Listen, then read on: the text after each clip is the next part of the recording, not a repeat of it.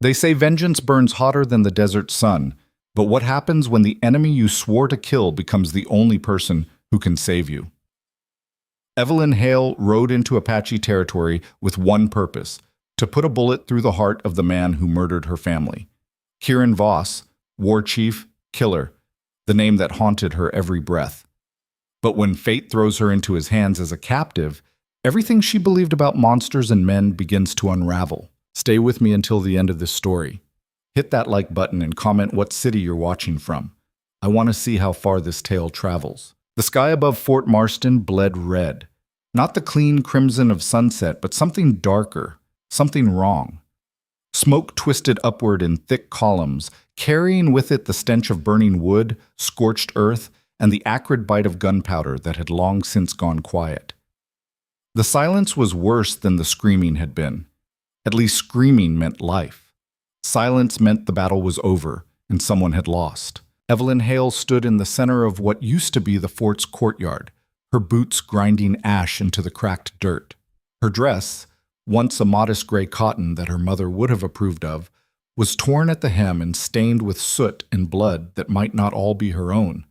Her dark hair had come loose from its pins, falling in wild tangles around her face, and her hands, still clutching the rifle she'd fired until it clicked empty, trembled with something that wasn't quite fear. It was rage. Pure, molten rage that had nowhere left to go. Around her, the fort lay in ruins. The wooden palisade walls were splintered and burning in sections. The supply house had collapsed entirely, its roof caved in like a broken rib cage. Bodies lay scattered across the ground, soldiers in blue, settlers who'd taken refuge here, and a few attackers who hadn't made it out alive. The dust was still settling, revealing the full scope of the devastation piece by terrible piece. But Evelyn saw none of it. Her eyes were fixed on two shapes lying near the remains of the officers' quarters. One large, one smaller, both unmoving. She walked toward them slowly, each step feeling like it took an hour. Her heartbeat was loud in her ears, a steady thump, thump, thump that seemed to count down to something inevitable. The rifle slipped from her fingers and hit the ground with a dull thud that she barely heard. Her father lay on his back, one arm stretched out toward the second body, as if he'd died trying to reach it. Captain Thomas Hale had been a hard man, weathered by years on the frontier, but fair, stern, unshakable. Now his eyes stared sightlessly at the smoke-filled sky, and a dark stain spread across his chest where the bullets had torn through him. Beside him, her younger brother Samuel, barely 16 and still gangly with youth, lay curled on his side. His face was turned away from her, and for that she was grateful. She didn't want to see it, didn't want the image of whatever expression he'd died with to be burned into her memory forever. But she would look anyway, because that's what you did. You looked at what the world took from you, and you remembered. Evelyn dropped to her knees between them, the ash puffing up around her skirts. Her hand reached out, shaking now for real, and touched her father's still warm shoulder. She'd touched this shoulder 1,000 times. Asking permission to go riding, seeking comfort after her mother died of fever 3 years back, saying goodnight before bed. It had always been solid, dependable, there. Now it was just meat and bone cooling in the desert air. "Papa," she whispered, and her voice cracked on the word. "Samuel." No answer. There would never be an answer again. She wanted to cry, expected to cry, but the tears wouldn't come. Instead, there was just this hollow, burning emptiness that filled her chest and made it hard to breathe. She pulled her hand back and clenched it into a fist, her nails digging crescents into her palm. Footsteps crunched behind her, heavy boots on debris. "Miss Hale?" She didn't turn around. She knew the voice, Sergeant William Grant, one of the few soldiers who'd survived. He was a good man, solid and dependable like her father had been. But right now, she didn't want comfort or condolences or whatever he'd come to offer. "They're gone," she said flatly. "I know." Grant's voice was rough, strained. He'd probably been shouting orders during the fight until his throat went raw. "I'm sorry. Your father was a good man, best commander I ever served under. And Samuel, he was brave, real brave. Tried to protect the civilians even when—" "Who did this?" The question came out cold, sharp as a knife blade. Grant fell silent for a moment. "You know who," he said finally. "Same as everyone else. Say it. Apache War Party, led by Kieran Voss. The name landed like a stone in still water, sending ripples through her entire body. Kieran Voss. She'd heard it before, whispered in fear around campfires and spat out with hatred in the fort's mess hall. A war chief who'd been raiding settlements and military outposts up and down the frontier for 2 years now. Some said he was Apache.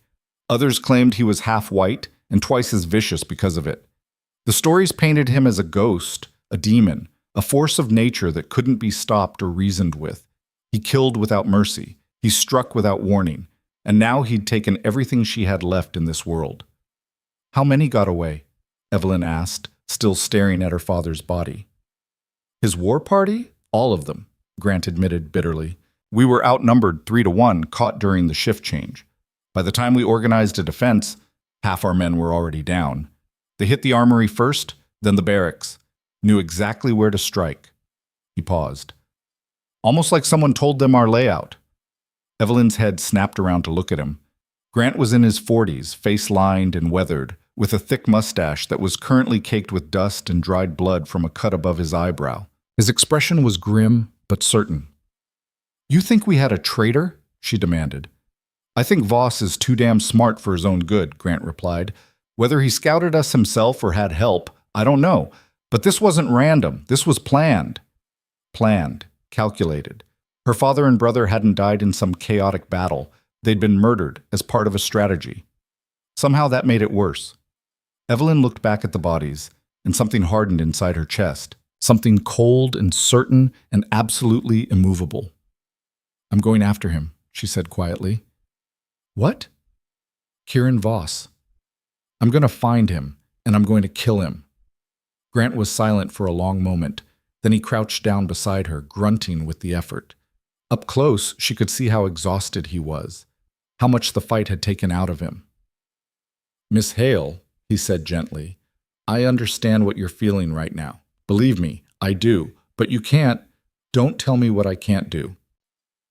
Her voice was steel.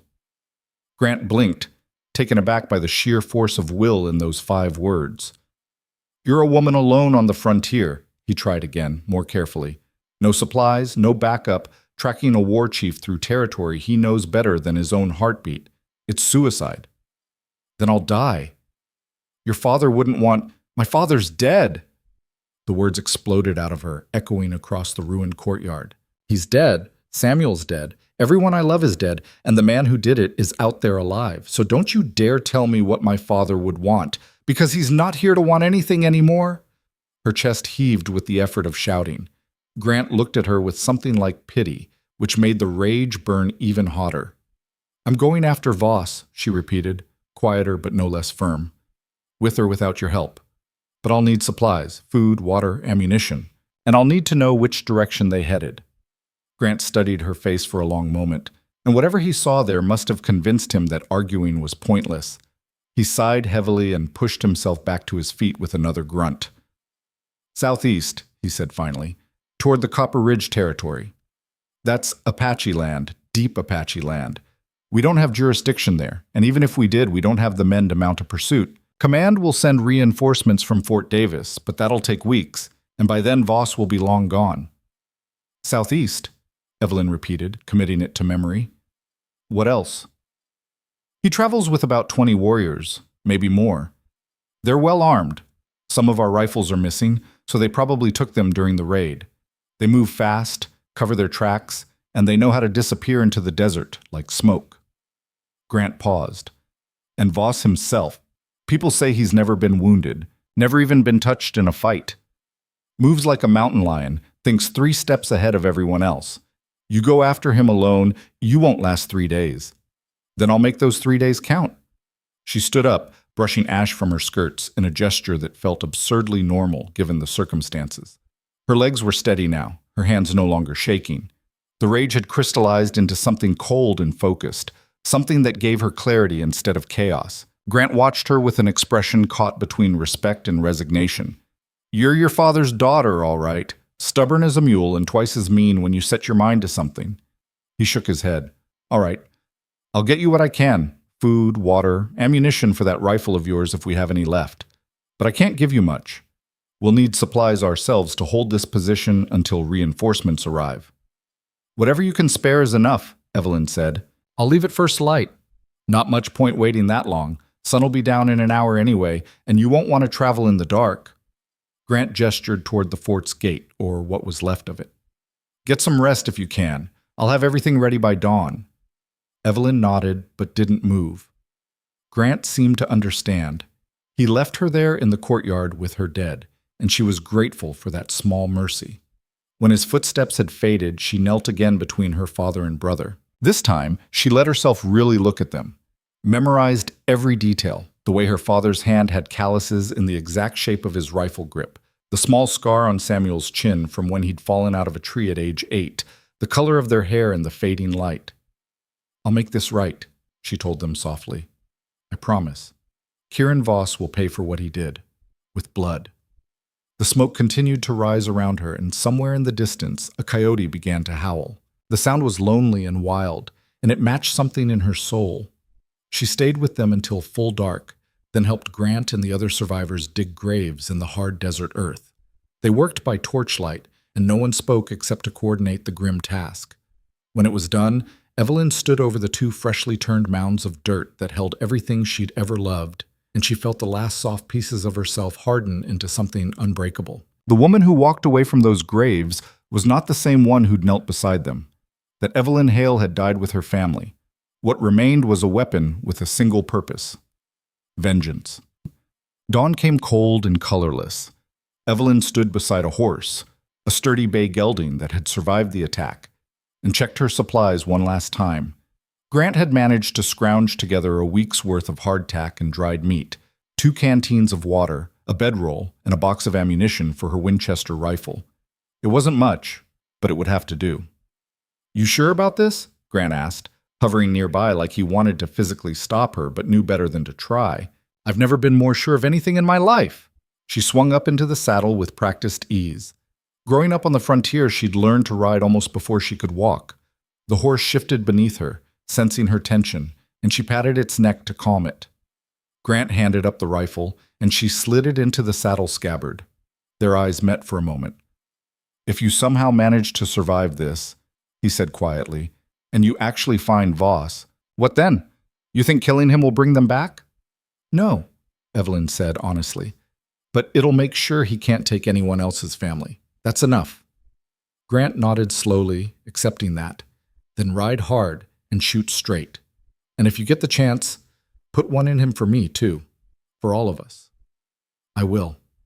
She turned the horse toward the gate and nudged it into a walk. Behind her, the ruins of Fort Marston smoldered in the early morning light, the smoke still rising toward a sky that was just beginning to show hints of blue. She didn't look back. Looking back was for people who had something to return to. The desert stretched out before her, vast and merciless and beautiful in its own harsh way. Red rock formations jutted up from the earth like broken teeth, and scrub brush dotted the sandy ground in sparse patches. The air was already starting to warm, promising another scorching day ahead. Evelyn Hale rode into it with her spine straight and her jaw set, following the trail southeast toward Apache territory, toward Kieran Voss, toward revenge or death, and she didn't much care which came first. The land swallowed her whole. 3 days of riding, and the desert proved Grant right. It was trying to kill her. The heat was relentless, a physical weight that pressed down from above and radiated up from the baked earth below. Evelyn had wrapped a cloth around her head to keep the sun off, but it only did so much. Her lips cracked and bled. Her skin burned and peeled. The horse plodded on gamely, but she could feel it flagging, could see the way its head drooped lower with each passing mile. Water was already becoming a concern. She'd rationed it carefully, but the desert air sucked moisture from everything, and what she'd thought would last a week might only stretch to 5 days if she was lucky. The hardtack was nearly inedible, dry as dust and just as flavorless, but she forced it down anyway because her body needed fuel. At night, the temperature dropped so fast it felt like stepping into a different world. She'd huddle in her bedroll, shivering despite the layers, and stare up at stars so bright and numerous they seemed like spilled salt across black velvet. The silence was absolute. No voices, no movement, just the occasional cry of some night predator that made the horse snort nervously. And always she thought about Kieran Voss. She'd asked Grant for every detail he could remember about the man. Tall, probably 6 feet or more, dark hair worn long, dark eyes that some survivors swore could see right through you. He moved silent as smoke, fought with both rifle and blade, and commanded his warriors with the kind of authority that came from respect, not fear. He never took scalps, never mutilated bodies, which some said proved he had honor. Evelyn thought it just proved he was efficient. The trail she followed was faint, hoofprints in sand that the wind constantly tried to erase, a campfire site that was already cold when she found it, tracks that seemed to split and reconverge in patterns that suggested Voss was making sure no one could follow him easily. But Evelyn had grown up tracking deer and elk through rough country with her father. She knew how to read the land, how to spot the small signs others might miss. A broken twig here, disturbed pebbles there. A patch of ground where horses had grazed. She was gaining on them, slowly, painfully, but gaining nonetheless. On the 4th day, she saw riders in the distance. Her heart jumped into her throat. She reined in the horse immediately and dismounted, pulling it behind a cluster of rocks that offered some concealment. Peering carefully around the edge, she counted 3 figures on horseback, moving parallel to her position about half a mile away. Were they Voss's men? Scouts, maybe, checking for pursuit? She pulled out the small field glass Grant had included in her supplies and trained it on the distant riders. Through the lens, they came into sharper focus, 3 men, dressed in a mix of traditional Apache clothing and stolen cavalry gear. They carried rifles and sat their horses with the easy confidence of people who owned this land. Evelyn's hand drifted to her own rifle, then stopped. 3 against 1, at long range, on tired mounts. The mathematics of it were simple and brutal. If she attacked, she'd maybe get one of them before the others ran her down. And even if she somehow won, the gunfire would alert anyone else in the area. No, she needed to be smart about this. Patient. She watched them ride past, heading northeast, and forced herself to wait a full hour after they disappeared from view before mounting up again. Her hands were shaking with adrenaline that had nowhere to go. Easy, she muttered to herself. Easy. You'll get your chance. That night, she didn't light a fire. The risk was too great. Instead, she chewed cold jerky in the dark and tried to ignore how exposed she felt, how vulnerable. Every sound made her hand creep toward the rifle. When she finally dozed off, it was in short, fitful bursts, and she woke before dawn with her muscles aching and her mind foggy. This was no way to hunt someone. She was exhausted, low on supplies, and operating in enemy territory with 0 backup. Grant had been right. It was suicide. She saddled the horse anyway and kept riding southeast. By the 5th day, her water was running critically low. She'd spotted what looked like a creek bed the previous evening and altered course to follow it, hoping it might lead to a spring or some other source. The bed was dry, baked mud cracked into geometric patterns, but water had definitely flowed here at some point. Maybe during the seasonal rains. Maybe it still did, somewhere upstream. The sun was directly overhead when she heard it, the faint, blessed sound of running water. Evelyn almost wept with relief. She urged the horse forward, following the sound around a bend in the creek bed, and there it was. A small spring bubbling up from between rocks, forming a pool maybe 10 feet across before trickling away into the sand. Desert willows grew around it, their thin leaves providing a bit of shade, and the ground was soft and green with moss.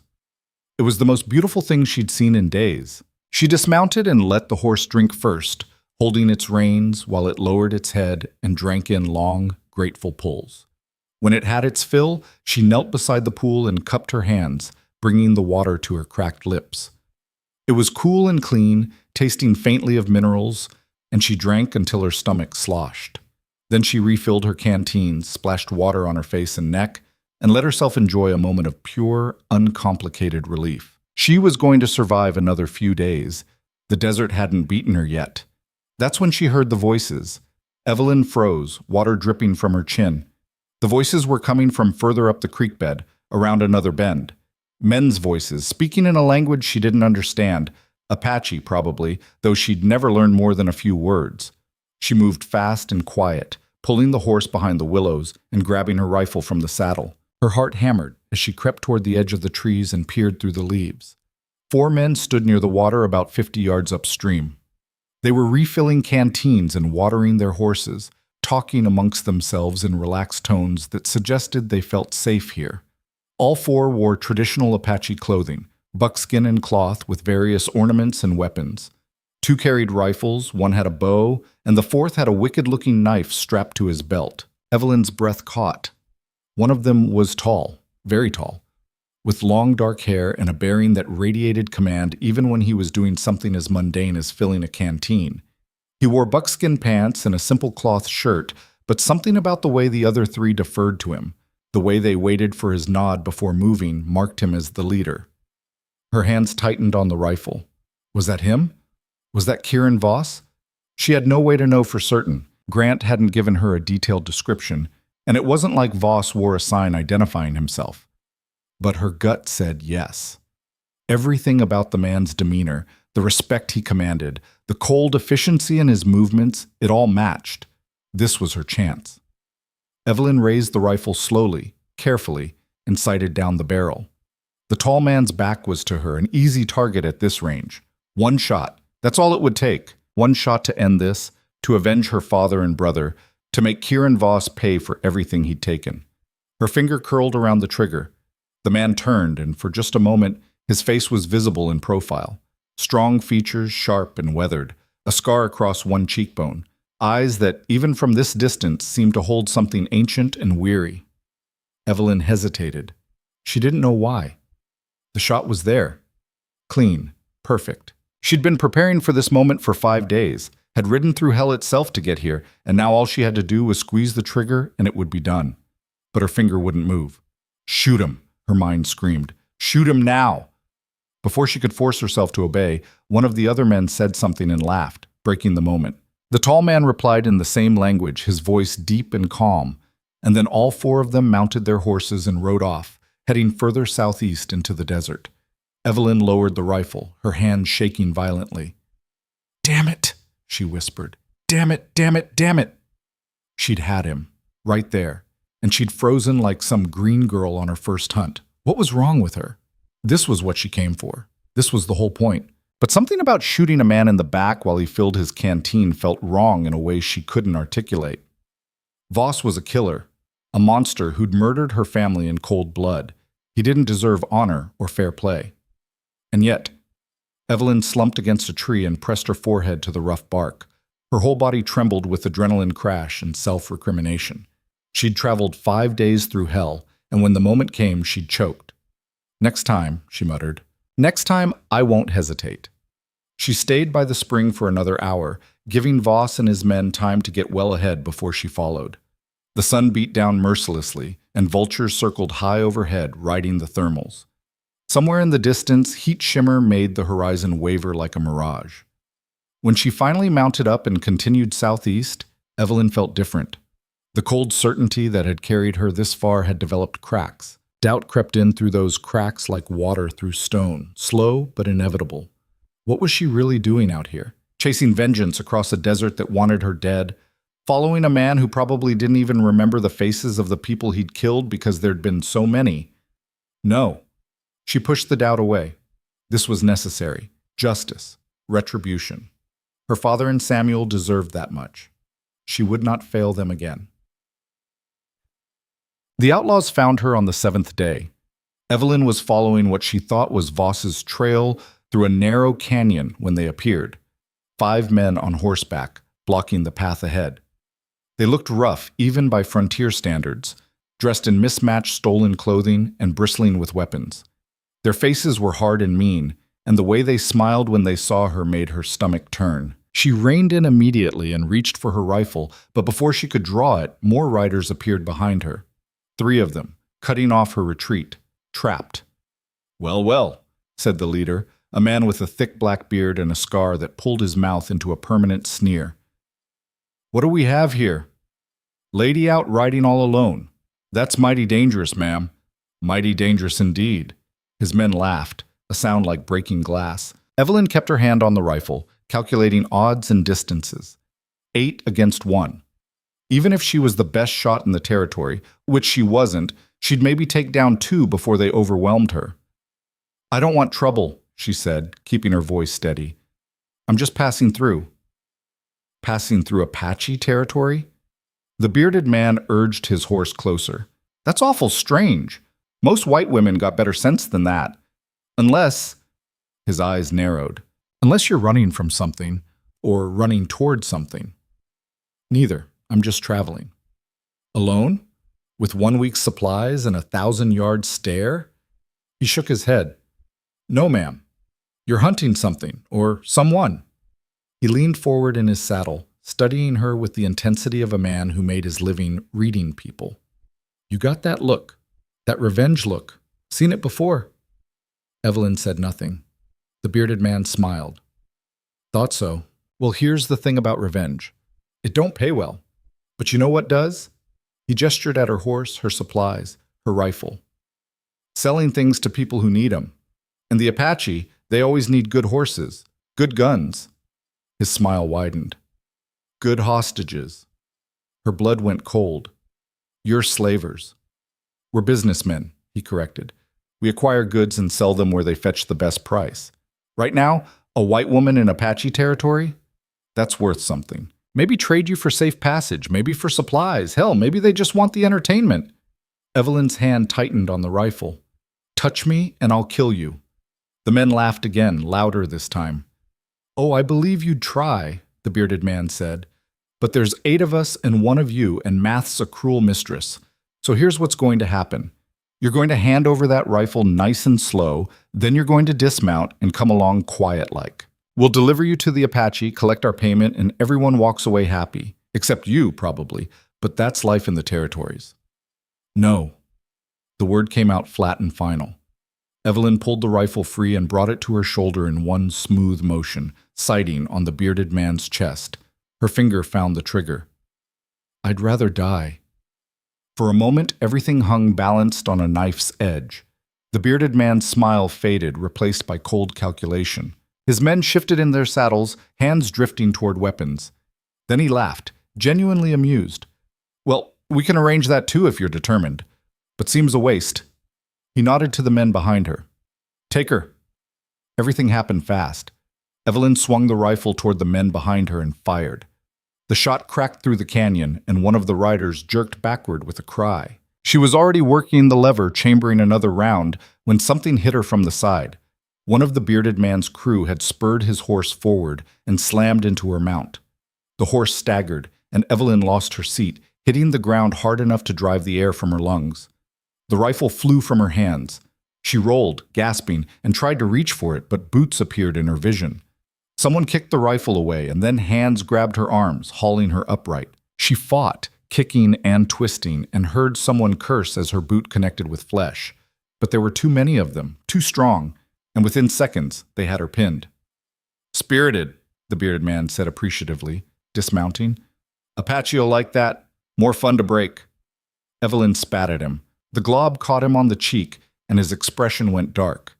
He wiped it away slowly, deliberately, then backhanded her across the face. Her head snapped to the side, stars exploding in her vision, and she tasted blood.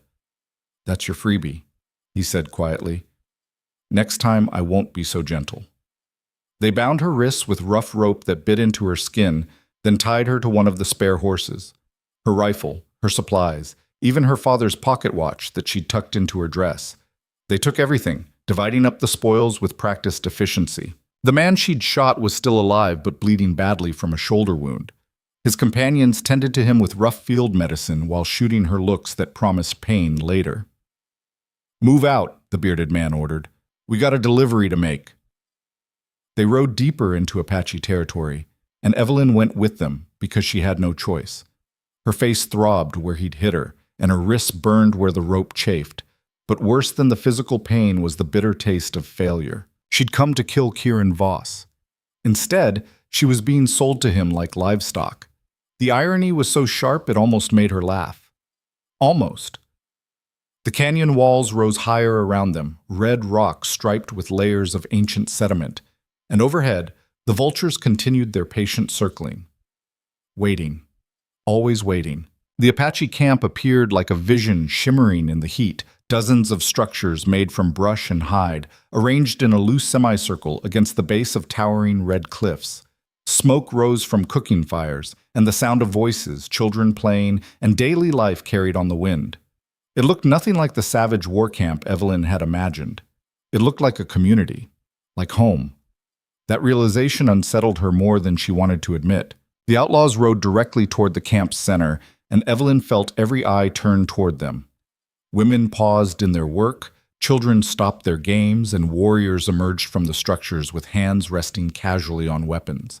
The scrutiny was intense, penetrating, and Evelyn forced herself to sit straight despite the rope cutting into her wrists. She would not give them the satisfaction of seeing her cower. The bearded man, she had heard the others call him Cutter, pulled his horse to a halt near the largest structure and dismounted with theatrical flourish. A moment later, warriors surrounded them, rifles and bows at the ready, but not yet aimed. The tension was thick enough to taste. One man stepped forward from the group, and Evelyn's breath caught. It was the tall man from the spring, the one she'd almost shot. Up close, he was even more imposing, well over 6 feet with broad shoulders and a lean, dangerous build. His dark hair fell past his shoulders, held back by a leather cord, and his face was all sharp angles and hard edges softened only slightly by the scar cutting across his left cheekbone. But it was his eyes that held her. Dark, almost black, and filled with an intelligence that seemed to catalog everything in a single glance. Those eyes settled on her, and Evelyn felt pinned like a butterfly on a board. "Cutter," the man said, and his voice carried the weight of authority. He spoke English with barely a trace of an accent, the words precise and controlled. "You bring trouble to my camp." "Now, Voss, is that any way to greet an old business partner?" Cutter spread his hands in a gesture of false innocence. "I bring you a gift. White woman, caught wandering alone through your territory. Figured she might be worth something to you. Trade for supplies, maybe. Or..." He let the sentence hang suggestively. So this was Kieran Voss, the man who'd murdered her father and brother. Standing right there, close enough to touch. Evelyn's hands clenched into fists despite the rope binding them. Every muscle in her body screamed to attack, to hurt him, to make him pay. But she was unarmed, bound, and surrounded by dozens of warriors who would cut her down before she took 2 steps. The mathematics of survival forced her to stay still and silent, even as hatred burned through her veins like acid. Voss's gaze hadn't left her face. He studied her with the same intensity she'd seen him use at the spring, and she met his eyes without flinching. Let him see her rage. Let him know she wasn't afraid. "Where did you find her?" Voss asked, still watching Evelyn. "Canyon about 10 miles northwest. She was alone tracking something." Cutter grinned. "Or someone. Girl's got that revenge look about her. Probably lost family in one of the fort raids. Thought she'd come out here and play hero." Something flickered across Voss's face, too quick to read. He stepped closer to Evelyn's horse, and she instinctively leaned back. His expression remained neutral, but those dark eyes missed nothing. "Is this true?" he asked her directly. "Are you hunting someone?" Evelyn's jaw worked. Every instinct screamed at her to stay silent, to give this monster nothing. But another part of her, the part that was so tired of hiding, of running, of swallowing words, wanted him to know, wanted him to understand exactly who she was and why she was here. "Yes," she said, and her voice came out hoarse from days of disuse and dust. "I'm hunting the man who murdered my family." Voss's expression didn't change, but something in his posture shifted. A subtle tension in his shoulders. "And you thought you would find this man in Apache territory?" "I know I would." She locked eyes with him, pouring every ounce of hatred into her gaze. "Because you're him, Kieran Voss. You led the raid on Fort Marston 7 days ago. You killed my father and my brother, and I came here to put a bullet through your heart." Silence crashed over the camp like a wave. The warriors around them went rigid, hands moving to weapons. Cutter took an involuntary step backward, and even his men looked nervous. No one spoke to Kieran Voss like that.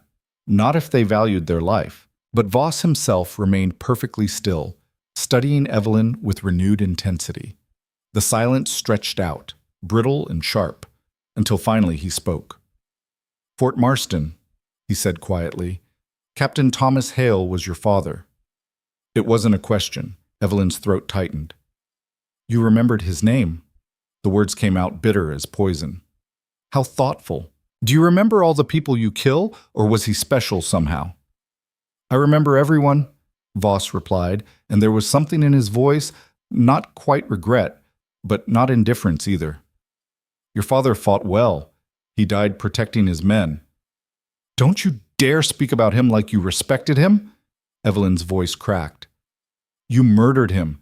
You attacked without warning, without mercy, and you slaughtered everyone. My brother was 16 years old. 60!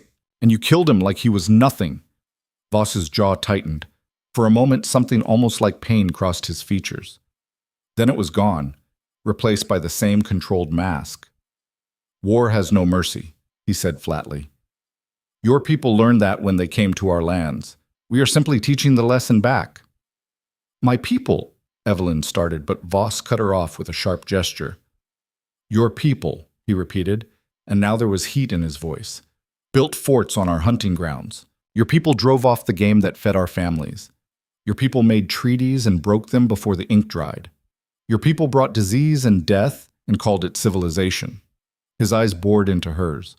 So yes, I raided Fort Marston. I killed soldiers who served an army of invasion, and I would do it again. The words hit like physical blows. Evelyn wanted to argue, to defend, to explain that her father was a good man who'd never hurt anyone who didn't deserve it. But the certainty in Voss's voice, the absolute conviction, made her words die unspoken. Cutter cleared his throat, breaking the tension. So, about that trade?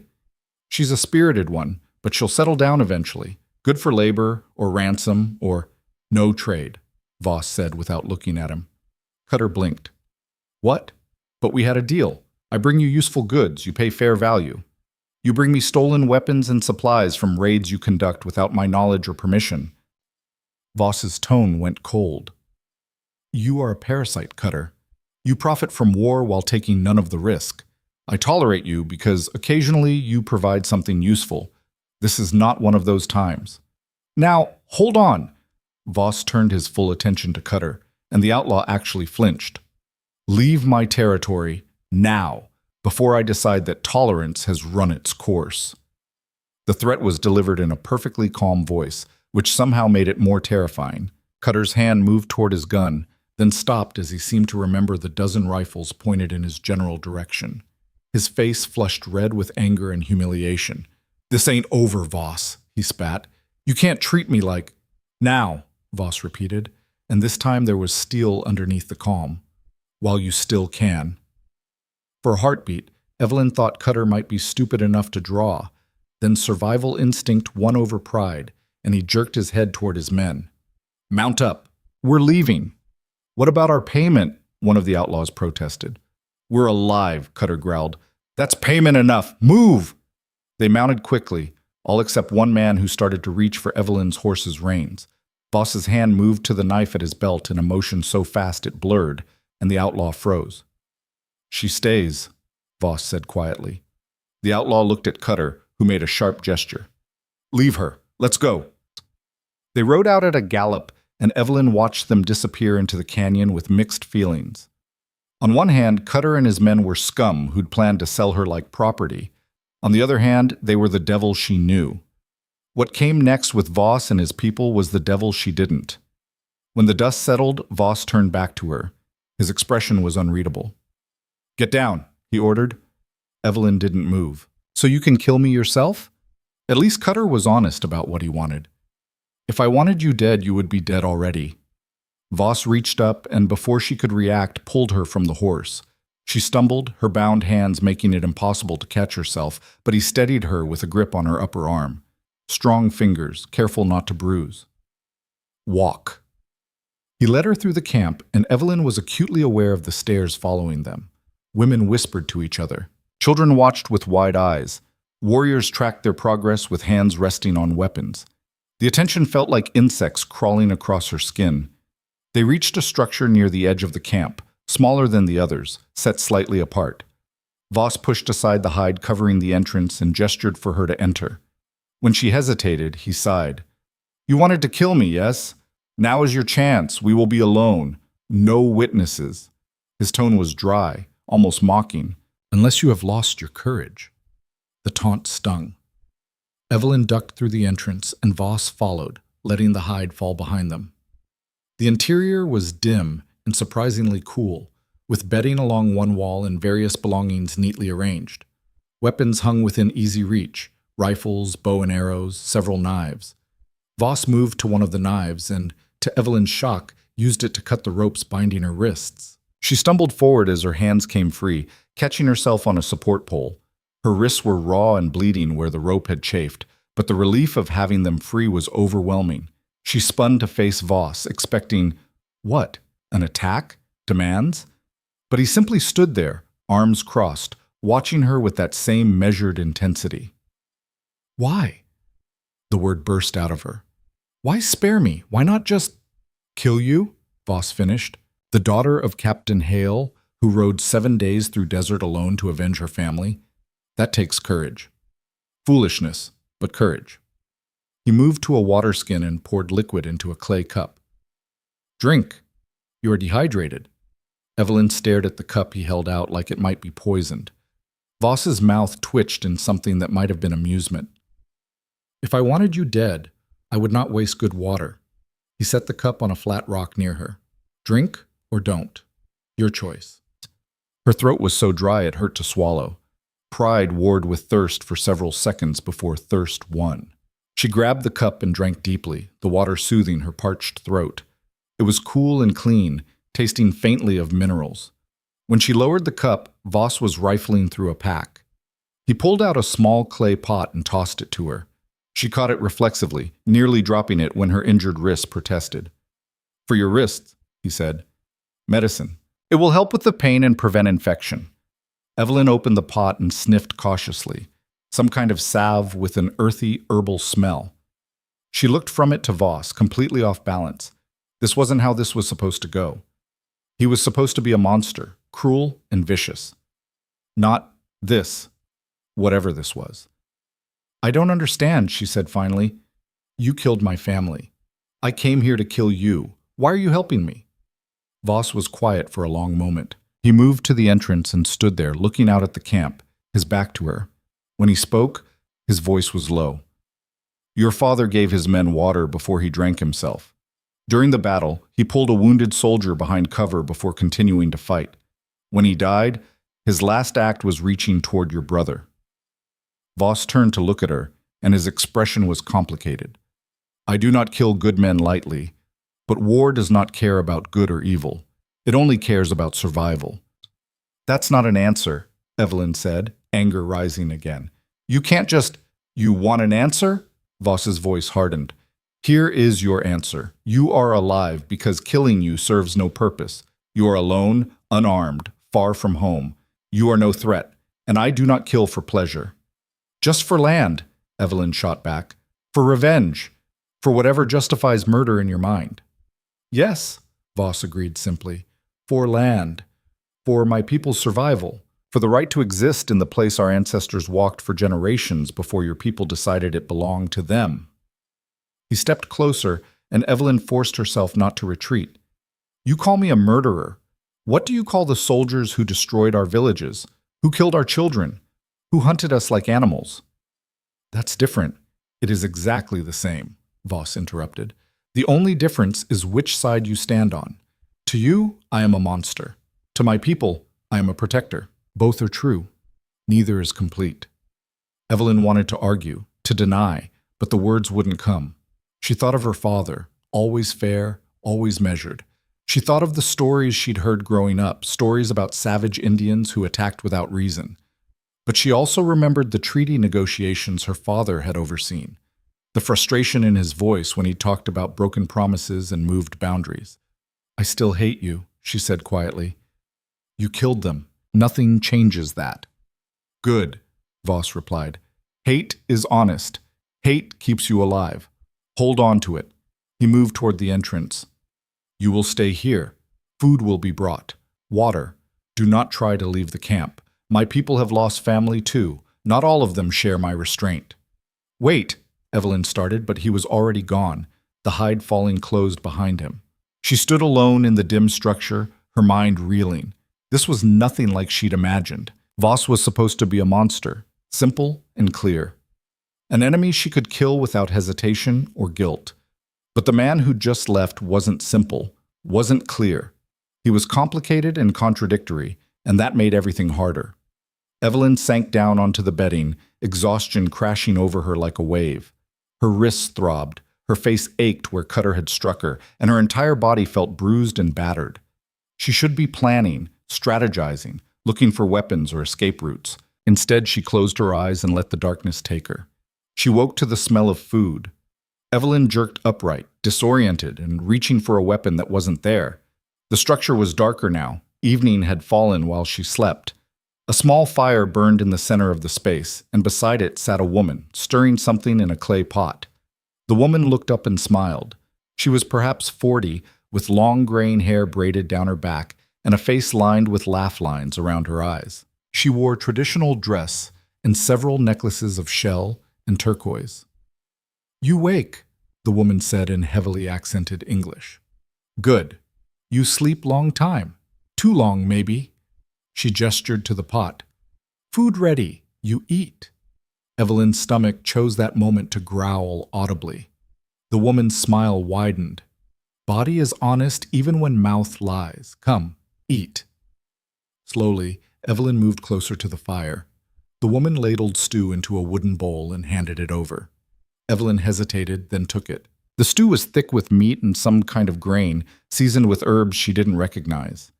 Her first cautious bite revealed it was delicious, rich and savory and unlike anything she'd eaten before. She ate quickly, manners forgotten, and the woman watched with approval. "You have hunger like warrior," the woman observed. "Is good, needs strength." She refilled the bowl without being asked. "I am Nalin. I teach women, help with births, heal sick. Kieran asked me watch you." "Kieran," Evelyn repeated, the name foreign on her tongue. "You mean Voss." "Voss is name soldiers give him. We call him Kieran." Nalin tilted her head. "You are girl who come to kill him." It wasn't a question. Evelyn set down the bowl, her appetite suddenly gone. "Yes. Why you fail?" "What?" "You track him 7 days, find him at spring, have rifle, have shot. Why you not kill him?" Nellin's eyes were sharp and knowing. "You freeze! Why?" Evelyn's hands clenched. I don't know." "I think you do know. You just not want to say." Nalin poured something from a water skin into 2 cups, some kind of tea that steamed gently. She offered one to Evelyn. "You see him as man, not monster. Harder to kill man than monster." "He is a monster," Evelyn insisted, but the words felt hollow. "He killed my father, my brother." "Yes, in battle, in war." Nalin sipped her tea calmly. "This make him monster? Then all warriors are monster, all soldiers, all people who fight to protect family." "It's not the same. Is always same," Nalin interrupted gently. "Death is death, pain is pain. Your father fight to protect fort. Kieran fight to protect people. Both die for this. Both kill for this. Where's difference?" Evelyn wanted to argue, to explain all the ways it was different, but exhaustion and confusion left her wordless. She sipped the tea, bitter and slightly sweet, and stared into the fire. "You want to know who Kieran is?" Nalin asked after a moment. "I tell you, he is orphan, like many of us. White soldiers kill his mother when he is boy, destroy village. He watch this, remember everything, but he not become cruel, he becomes strong. He protect those who cannot protect themselves. He lead with wisdom, not anger." She paused. "He also lonely. Carry much pain, much responsibility." "I don't care about his pain," Evelyn said, but even to her own ears it sounded weak. Nalin smiled sadly. "You will. If you stay, you see. You understand." She stood, gathering the cooking pot. "Sleep more. Tomorrow you begin to learn." "Learn what?" "To survive. To see. To be more than revenge." Nalin moved toward the entrance, then paused. "Girl who only wants revenge is already dead. She just not fall down yet. You decide you want to be dead, girl, or you want to live." She left before Evelyn could respond, and the question hung in the air like smoke. The days that followed blurred into a strange, disorienting routine. Each morning, Nalin would arrive with food and water. Each day, she would take Evelyn through the camp, teaching her things: how to identify edible plants, how to tan hide, how to weave baskets from desert grass. The work was hard and foreign, nothing like the tasks she'd done at the fort, but her hands learned quickly. The people watched her constantly, some with suspicion, some with curiosity, a few with outright hostility. Evelyn felt their stares like physical touches, uncomfortable and assessing. She kept her head down and focused on the work, trying to ignore the whispers that followed her. Voss himself was a ghost. She saw him occasionally across the camp, speaking with warriors or working on weapons, but he never approached her directly. Whenever their eyes met, he would nod once, a brief acknowledgement, and then turn away. It was maddening. She had come here to kill him, and he treated her like a mild inconvenience, barely worth his attention. On the fourth day, a young warrior confronted her. Evelyn was carrying water from the spring when he stepped into her path. He was perhaps 20, with hard eyes and fresh scars on his arms. He said something in Apache, his tone aggressive, and when she didn't respond, he grabbed her arm hard enough to make her drop the water vessel. "My sister," he said in broken English, getting in her face. "Soldiers kill. At Fort Marston. You people. You enemy." Evelyn's heart hammered. The young warrior's hand moved to his knife, and she prepared to fight or run. She hadn't decided which, when a sharp command cut through the air. Voss appeared between them, his presence sudden and commanding. He said something in Apache, his voice like iron, and the young warrior released Evelyn immediately. An argument followed, rapid fire and heated, with the warrior gesturing at Evelyn repeatedly, while Voss remained immovable. Finally, the young warrior spat something that sounded like a curse and stalked away. Voss watched him go, then turned to Evelyn. His expression was unreadable. "Did he hurt you?" "No, just scared me." Evelyn bent to retrieve the spilled water vessel, her hands shaking slightly. "What did he say?" "That you do not belong here, that keeping you alive dishonors those who died." Voss crouched and helped her gather the vessel. "He is not wrong." The admission surprised her. "Then why am I still alive?" Voss stood, considering the question. "Because killing you would be easy. Letting you live and learn, that is harder. For you, for my people, for everyone. But hard things teach more than easy ones." "I don't want to learn," Evelyn said bitterly. "I want revenge." "Yes, I know." Voss's mouth twisted slightly. "But revenge is a meal that never fills the stomach. You eat and you are still hungry, still empty. You don't get to lecture me about revenge, not after what you did." "No," he agreed quietly. "I do not. But I can tell you this. The path you are on leads only to death. Your death, probably. And it will not bring them back. It will not ease your pain. It will only create more pain for others who will then seek their own revenge, and the circle continues forever." "So what? I'm just supposed to forgive you? Forget?" Evelyn's voice rose. "They were my family. I am not asking for forgiveness. I am asking you to see clearly." Voss gestured at the camp around them. "Everyone here has lost family to your people. Every warrior, every woman, every child. We are all orphans of this war. If we all spent our lives seeking revenge, there would be no one left to protect, no one left to build, no one left to live." He turned to walk away, then paused. "Tomorrow, you train with the women. Combat training. Nalin says you should know how to defend yourself properly. If you're going to survive here, you must be strong. I won't be here long enough to need—" "Then you will die quickly instead of slowly," Voss interrupted. "Your choice." He left her standing there with the water vessel, her mind spinning with frustration and confusion, and something else she couldn't quite name. That night, lying in the dark, Evelyn finally let herself cry. Silent tears that soaked into the bedding and left her feeling emptied out and raw. She cried for her father and Samuel. She cried for the girl she'd been before Fort Marston burned. And somewhere in the midst of it all, she cried because she was starting to see the people around her as human instead of enemies, and that terrified her more than anything. Hate was simple, hate was clean, but understanding, that was a poison that made everything complicated. The combat training started at dawn. Nalin led Evelyn to a clear area near the edge of camp where several other women were already gathered. They ranged in age from teenagers to elders, all of them looking tough and competent in ways that made Evelyn feel soft and useless. "We teach you knife work first," Nalin announced, tossing Evelyn a practice blade made of wood. "Then hand to hand.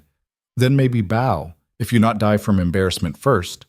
The other women laughed and Evelyn flushed, but she gripped the wooden knife and squared her shoulders. She'd show them. She'd show all of them. 4 hours later, she was on her back in the dirt for the dozenth time, every muscle screaming, and the women were still laughing. But this time she was laughing too, breathless and bruised and more alive than she'd felt in weeks.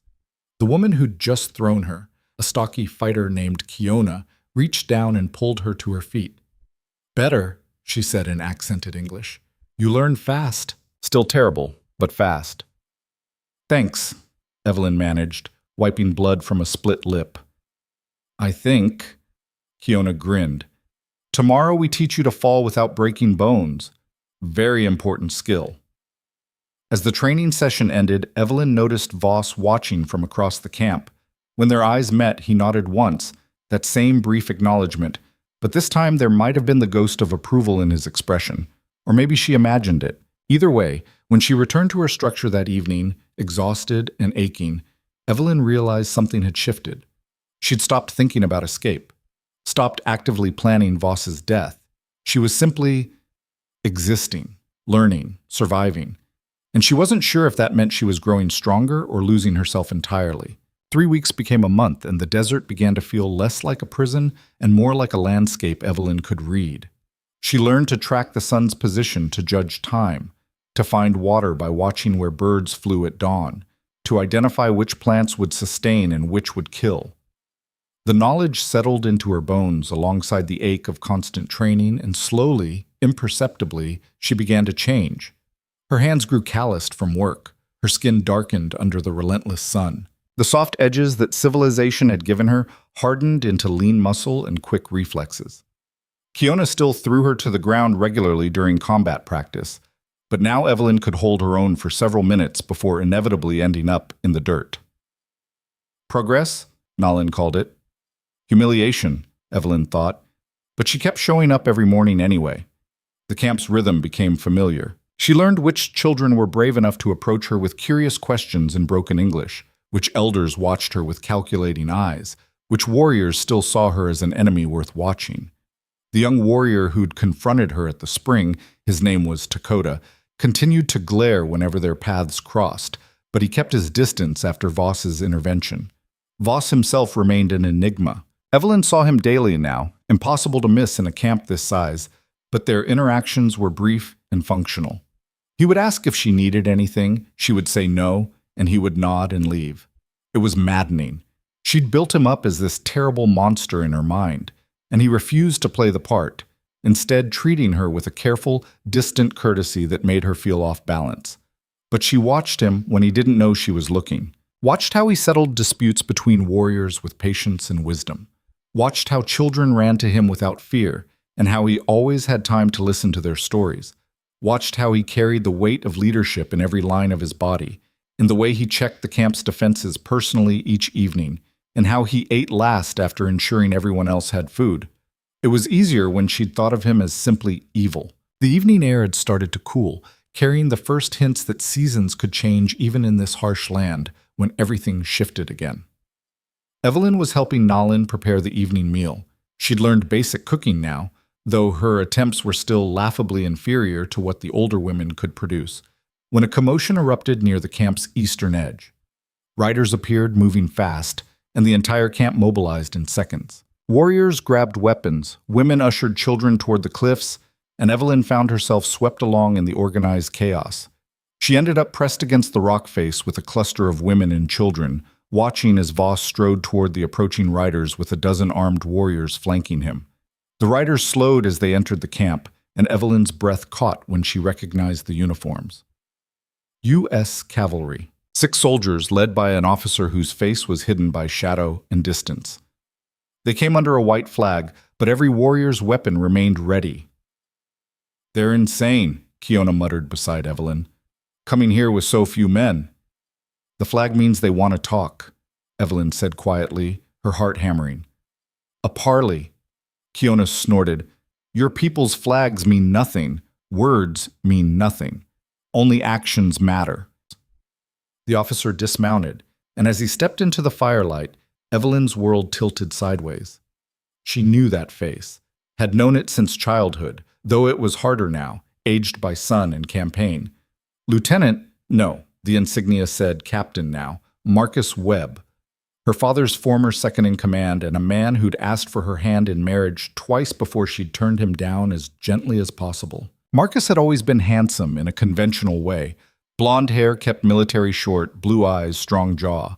He carried himself with the confidence of someone who'd never seriously questioned his place in the world. Seeing him here in Voss's camp felt like watching two parts of her life collide in ways that couldn't possibly end well. Voss stood motionless as Marcus approached, his expression carved from stone. They faced each other across 10 feet of firelit ground, and the tension was thick enough to choke on. Kieran Voss, Marcus said, his voice carrying across the silent camp. I'm Captain Marcus Webb of the United States Army. I've come to negotiate. You've come to die if you're not careful, Voss replied flatly. Say what you came to say, then leave. Marcus's jaw tightened at the disrespect, but he continued. We're offering terms. Surrender yourself and your warriors for trial, and we'll guarantee fair treatment. No one else needs to die. You have my word as an officer. Someone among the warriors laughed, a short, bitter sound. Voss's expression didn't change. Your word, he repeated slowly. The same word your government gave when they promised our hunting grounds would remain ours forever? The same word given when they swore the treaty boundaries would not change? That word? The actions of politicians don't what? Don't reflect on you? Voss took a step forward, and Marcus's hand moved instinctively toward his sidearm. The warriors around Voss shifted, weapons rising slightly. You wear the uniform, you follow the orders, you enforce the broken promises. You are the knife in their hand, Captain Webb. Do not pretend otherwise. Marcus's face flushed, but he held his ground. I'm trying to prevent more bloodshed. Surely you can see. I see an officer who rides into my camp with 6 men and expects me to surrender. I see arrogance that mistakes temporary peace for weakness. Voss's voice remained calm, but there was steel underneath. You cannot win against us here, and you know it. So you come with words instead of weapons, and hope I am fool enough to believe them. There are 200 soldiers marching toward this position, Marcus said, dropping the pretense of diplomacy. They'll be here in 3 days. You can fight them and die, or you can surrender now and live. Those are your options. Evelyn's blood went cold. 200 soldiers. The camp had maybe 40 warriors plus women and children. The mathematics were brutal and simple. Voss studied Marcus for a long moment, and something passed across his face. Not quite resignation, but acknowledgement. If soldiers come, we will be gone. This land has 1,000 hiding places your men will never find. Hunt us for years, and you will catch only shadows. We'll burn every camp, chase you into the desert until you have nowhere left to run. Then many will die, Voss interrupted quietly. Yours and mine. Is that what you want, Captain? More bodies to write reports about? Marcus opened his mouth, then closed it.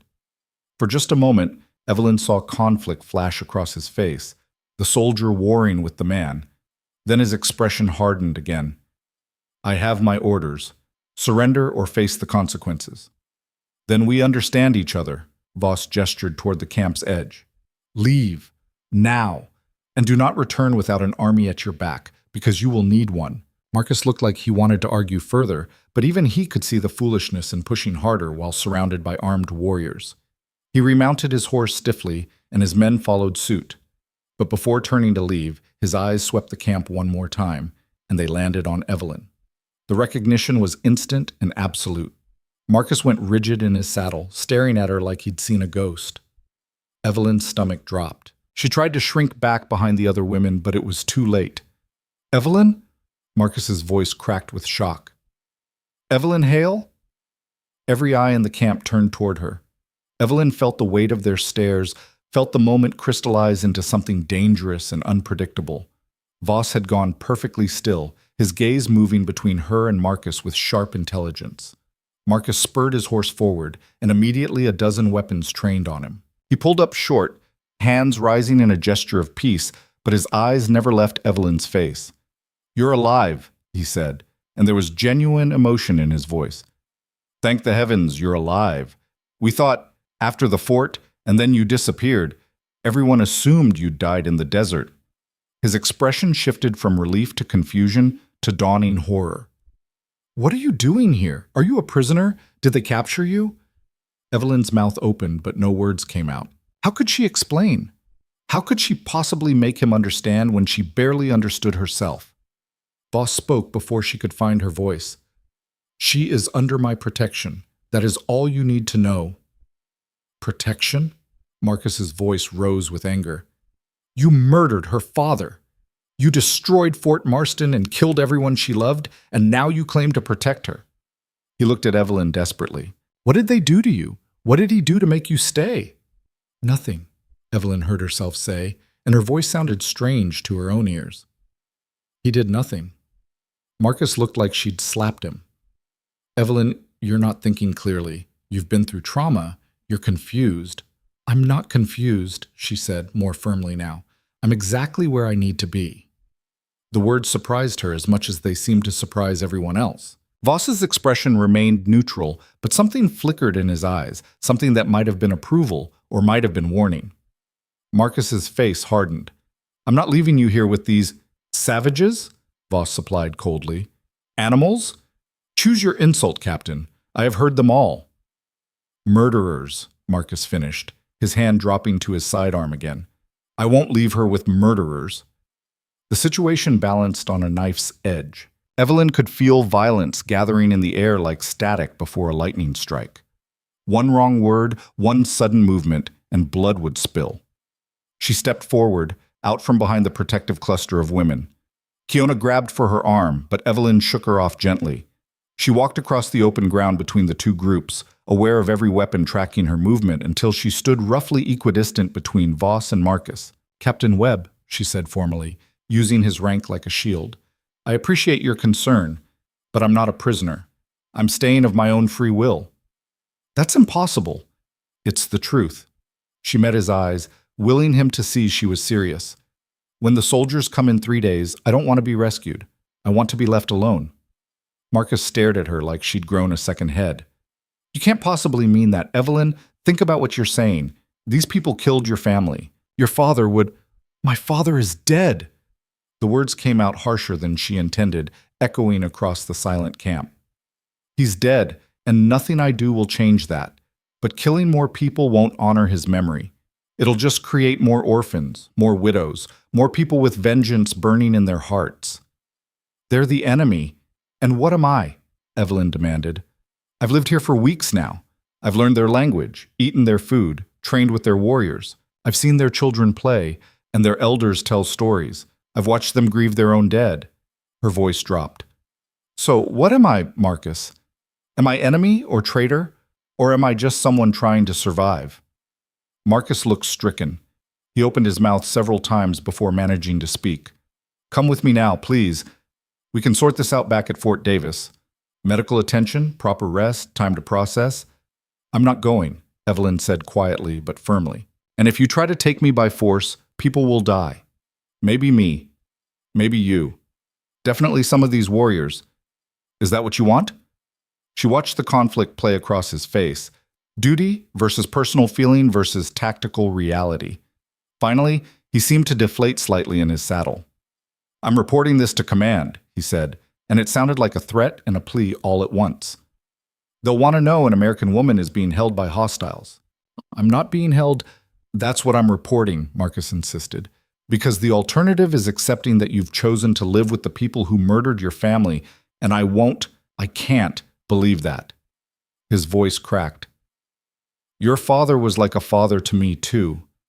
How can you dishonor his memory like this?" The accusation hit harder than any physical blow. Evelyn felt tears prick her eyes but refused to let them fall. "I loved my father," she said quietly.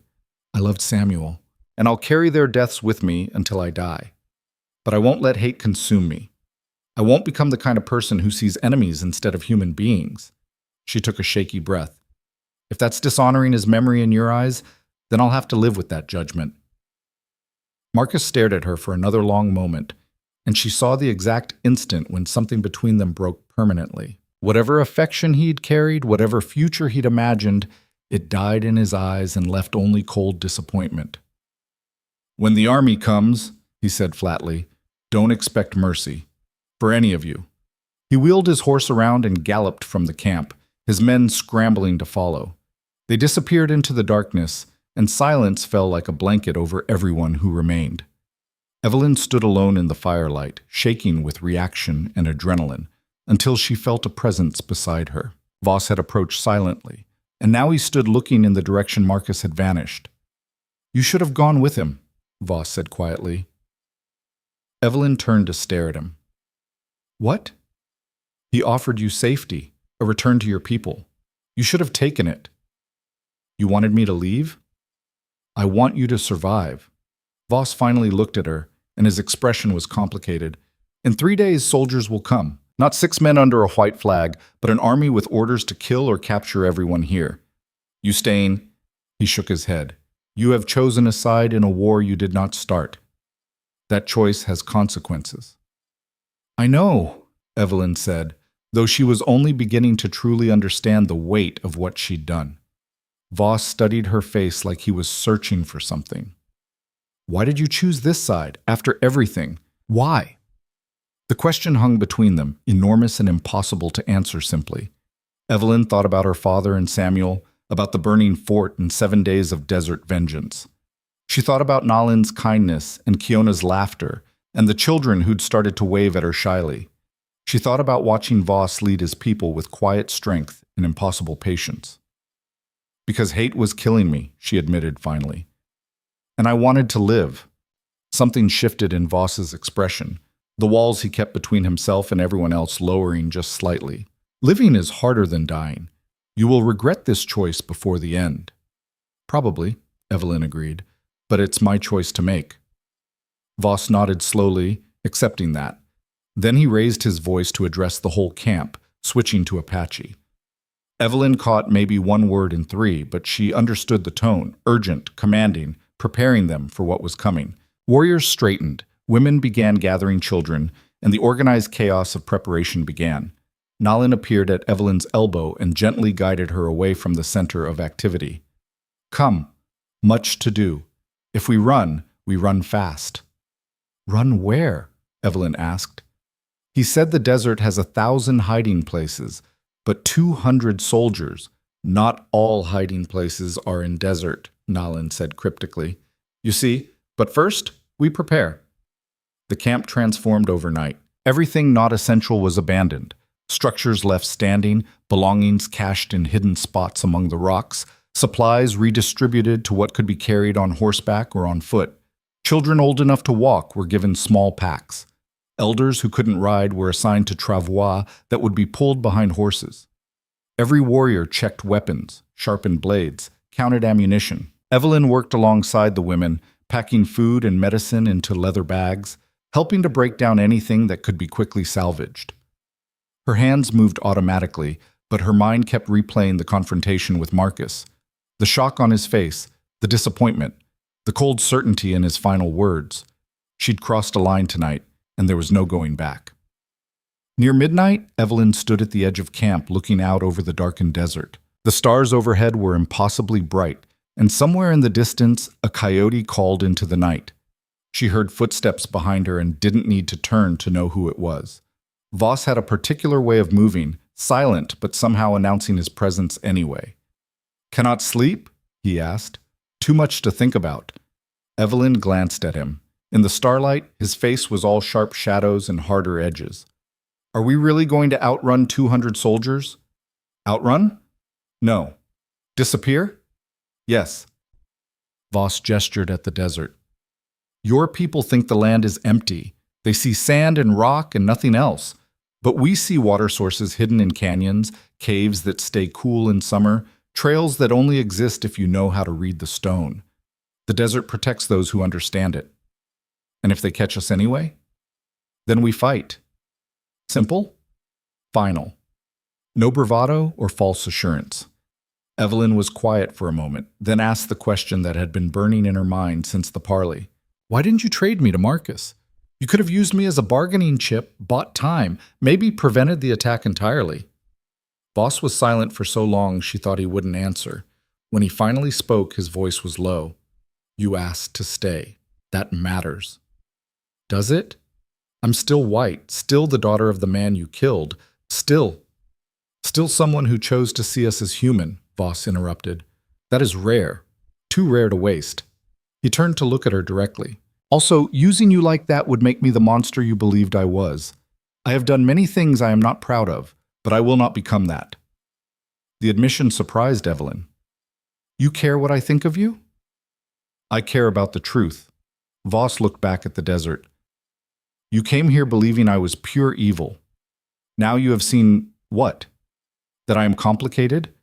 That my people suffer and love and die like yours? Good. See clearly. Then when you judge me, at least the judgment will be fair. I don't know how to judge you anymore, Evelyn confessed. Every time I think I understand, something changes. Good, Voss said again. Understanding is better than certainty. Certainty makes monsters of us all. They stood in comfortable silence for a while, and Evelyn marveled at how far she'd come from the woman who'd ridden into the desert with murder in her heart. That woman had been so sure, so certain about right and wrong, enemy and friend, justice and revenge. This woman, the one standing here with dirt under her nails and calluses on her palms, knew only that the world was more complicated than she'd ever imagined, and that sometimes the bravest thing you could do was admit you didn't have all the answers. Tomorrow we leave at first light, Voss said eventually. Stay close to Nalin. She will guide you. And Evelyn, he paused, seeming to choose his words carefully. If we are separated, if soldiers capture you, tell them I held you prisoner. Tell them you were waiting for rescue. They will believe that more easily than the truth. I won't lie about... It is not about lying. Voss's expression was serious. It is about surviving. You have chosen this path, but you should not die for it if there is another option. Before Evelyn could argue, he walked away, disappearing into the shadows between structures. She stood alone again, wrestling with the implications of what he'd said. He was giving her an escape route, a way to survive even if everything went wrong. The fact that he'd thought of it, that he cared enough to offer it, made something in her chest tighten painfully. She returned to her structure and tried to sleep, but rest was elusive. Her mind kept racing through scenarios, possibilities, fears. Finally, as the first gray light of dawn began to creep across the sky, she gave up and rose to help with final preparations.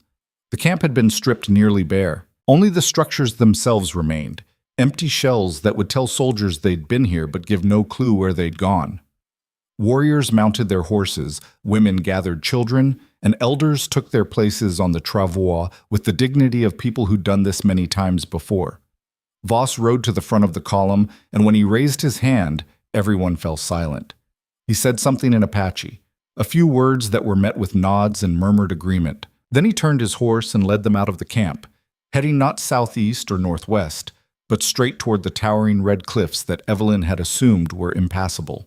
She rode beside Nalin, who handled her horse with the easy competence of someone who'd been riding since childhood. "Where are we going?" Evelyn asked quietly.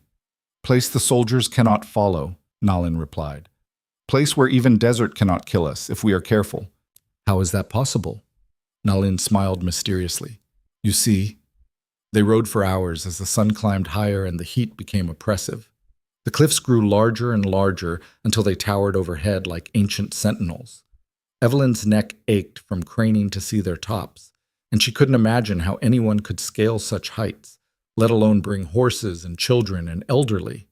Then Voss led them around a massive outcropping, and Evelyn gasped. Hidden in the cliff face was a canyon, narrow at the mouth, barely wide enough for a horse to pass through single file, but opening up beyond into something larger.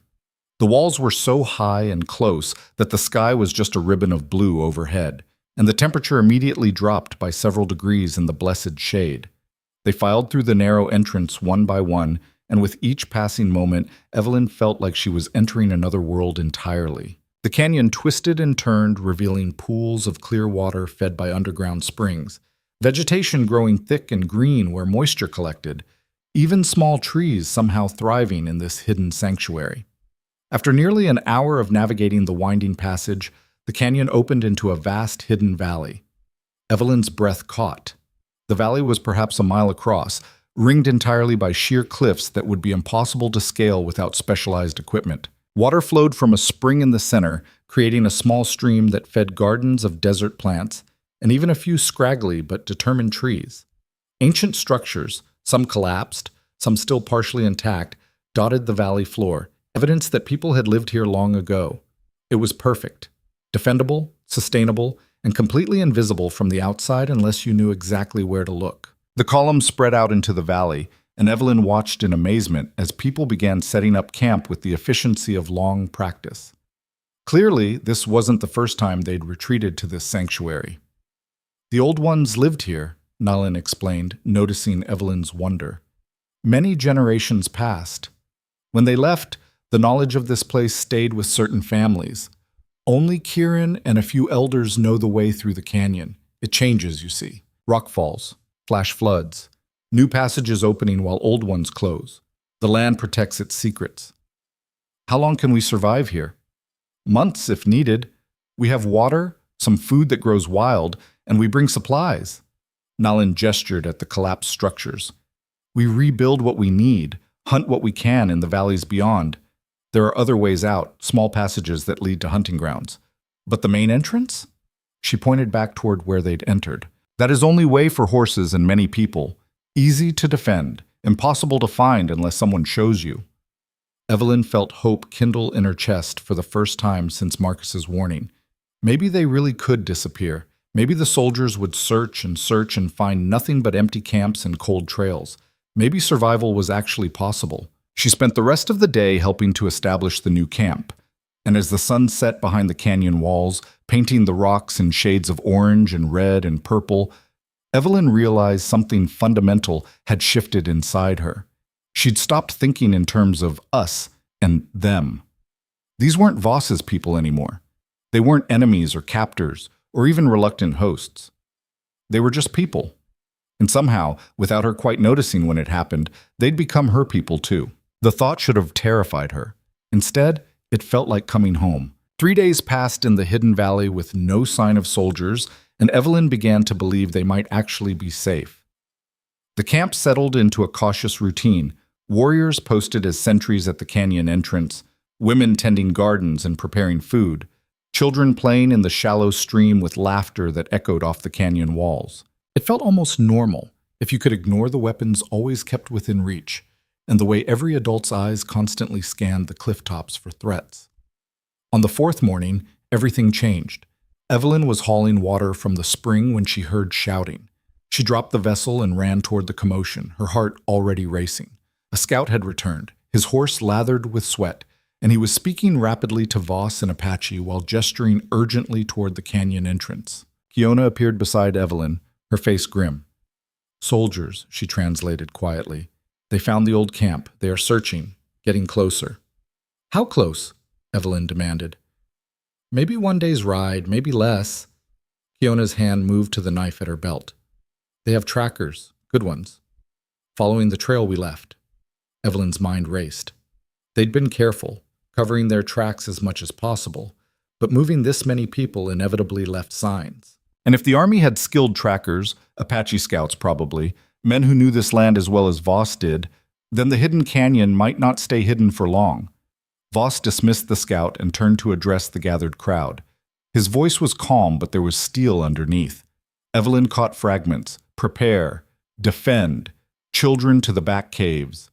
The camp erupted into controlled motion, everyone moving with purpose born of practice. "What's happening?" Evelyn asked Nalin, who was already gathering medicine supplies.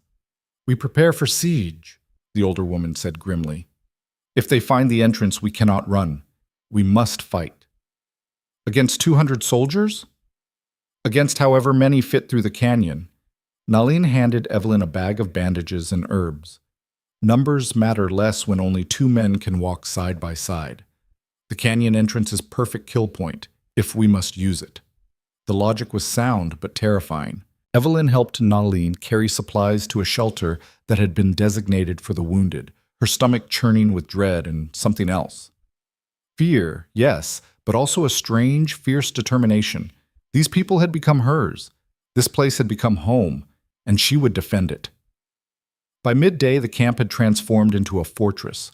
Warriors positioned themselves at strategic points along the canyon entrance, with overlapping fields of fire and fallback positions already planned. Women and older children were armed with bows and knives, prepared to defend the inner valley if the entrance fell. The youngest children and the elders were moved to caves in the far cliff wall, protected by a handful of warriors who would make any attacker pay dearly for each foot of ground. Evelyn found herself assigned to the medical shelter with Nalin, which made sense given her limited combat experience. But as she watched warriors check their weapons and speak quiet farewells to their families, she felt useless. She should be doing more. Should be... Stop, Nalin said, reading her expression. You help by being ready to heal. That is not small thing. Warriors fight better knowing someone will tend wounds. I barely know what I'm doing, Evelyn protested. You've taught me some basics, but real injuries, battle wounds, you learn fast when you must. Nalin squeezed her shoulder. And you are braver than you think. Coming here, staying here, choosing this, all brave. Trust yourself. Before Evelyn could respond, Voss appeared at the shelter entrance. He'd painted his face with traditional markings, black and red ochre in patterns that made him look older, harder, every inch the war chief. But his eyes, when they found Evelyn's, were still human. May I speak with you? He asked formally. Evelyn nodded and followed him a short distance from the shelter, acutely aware of Nalin's knowing look. When they were alone, Voss turned to face her, and for a moment he just studied her in that intense way of his. If the soldiers come, he said finally, there will be fighting. People will die. Possibly many people. I know. I need you to understand something. Voss's voice dropped lower. If we are overwhelmed, if the valley falls, you must tell them you were a prisoner. Tell them I held you captive, that you waited for rescue. They will believe it because they want to believe it. We already had this conversation. This time I am not suggesting, Voss interrupted. I am telling you. If I am alive when they breach the defenses, I will confirm your story myself. You will be a victim they rescued, not a traitor they execute. Evelyn stared at him, something hot and painful twisting in her chest. You'd lie for me? Destroy whatever honor you have left just to keep me safe? Honor does not matter if you are dead. Voss's expression was fierce. You have survived too much to die because of pride. Promise me. If it comes to that, you will lie. Only if you promise something too, Evelyn countered. If it comes to that, if the valley is falling, you'll run. Take whoever you can and escape through those back passages Nalin mentioned. Don't die defending a position that's already lost. I cannot abandon my people.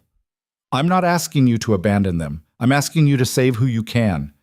Evelyn stepped closer, close enough to see the flecks of gold in his dark eyes. A leader who dies for nothing can't protect anyone, but a leader who survives can rebuild, can fight another day, can make sure their people's story doesn't end in this canyon. Voss was quiet for a long moment, and something unspoken passed between them, understanding maybe, or recognition of two people who'd both learned that survival sometimes meant compromise. You have become wise, he said finally, or perhaps you always were, and I did not see it. I've become desperate, Evelyn corrected. There's a difference. A ghost of a smile touched Voss's mouth, there and gone in an instant. Very well. We both promise. We both lie if we must, and we both run if we can. He held out his hand, and after a moment's hesitation, Evelyn took it. His grip was warm and strong, calloused from years of wielding weapons and surviving impossible odds. The handshake should have been simple, formal, but it stretched out into something more. Neither of them seemed willing to let go, and Evelyn felt the weight of everything unspoken between them, all the conversations they'd never had, all the questions she'd never asked, all the understanding that had grown quietly in the spaces between words. Finally, Voss released her hand and stepped back. Stay safe, he said quietly. And thank you. For what? For seeing me. He turned and walked away before she could ask what he meant, leaving her standing alone with her heart beating too fast and her palm still warm from his touch. The soldiers came at dawn. Evelyn woke to the sound of gunfire echoing through the canyon, sharp cracks that made her jolt upright with her heart in her throat. For a disoriented moment, she couldn't place the sound. Then reality crashed down and she was moving, grabbing supplies, running toward the medical shelter where Nalin was already preparing. "They found us," the older woman said unnecessarily, her hands steady as she laid out bandages and medicine. "Now we see if the canyon holds." The gunfire intensified, creating a constant rolling thunder that made conversation difficult. Evelyn positioned herself near the shelter entrance where she could see the canyon mouth, and what she saw made her blood run cold. Soldiers in blue uniforms were attempting to push through the narrow entrance, but they were being cut down by concentrated fire from the warriors positioned on the canyon walls above. Bodies were falling, screaming, being dragged back by their comrades, only to be replaced by more men pushing forward. It was brutal and efficient and absolutely horrifying. The canyon's narrowness was indeed limiting the soldiers' advantage in numbers. Only 3 or 4 men could advance side by side, and the warriors above had perfect firing positions. But the soldiers had more ammunition, more men to throw into the meat grinder, and they kept coming. Evelyn watched a young soldier, he couldn't have been more than 18, take a bullet to the chest and fall. His cry was cut short, and 2 of his companions dragged him backward while covering fire peppered the canyon walls. She felt sick, but she couldn't look away. How many of those soldiers had families waiting for them? How many had sweethearts or children or parents who'd never see them again? And for what? For orders that said this land belonged to someone else, that the people living here had to be removed or destroyed? The first wounded warrior was carried to the medical shelter an hour into the battle. He'd taken a bullet through the shoulder, and blood soaked his shirt. Nalin immediately went to work, and Evelyn followed her lead, holding the man steady while the older woman dug out the bullet with practiced efficiency. The warrior barely made a sound, his jaw clenched tight against the pain. "Pack the wound," Nalin instructed, and Evelyn did, her hands shaking slightly but functional. The warrior nodded his thanks and tried to stand, clearly intending to return to the fight, but Nalin pushed him back down with a sharp command. He subsided, arguing in Apache, but Nalin was unmovable. More wounded came as the morning wore on. A woman with a gash across her arm from a ricocheting bullet, a warrior with his leg broken from falling while repositioning, a teenager who'd taken shrapnel to the face from an explosion. The soldiers were using grenades now, trying to clear the warriors from their elevated positions. Evelyn worked until her hands were stained red and her back ached from bending over patients. She learned to pack wounds efficiently, to set broken bones well enough to immobilize them, to judge which injuries were survivable and which were hopeless. That last skill was the hardest. Looking into someone's eyes and knowing they were dying, that nothing you did would change it, required a kind of strength she hadn't known she possessed. By noon, the gunfire had slackened. The soldiers had pulled back, either to regroup or because they'd finally realized the cost of pushing through was too high. A tense silence fell over the valley, broken only by the groans of the wounded and the quiet weeping of those who'd lost loved ones.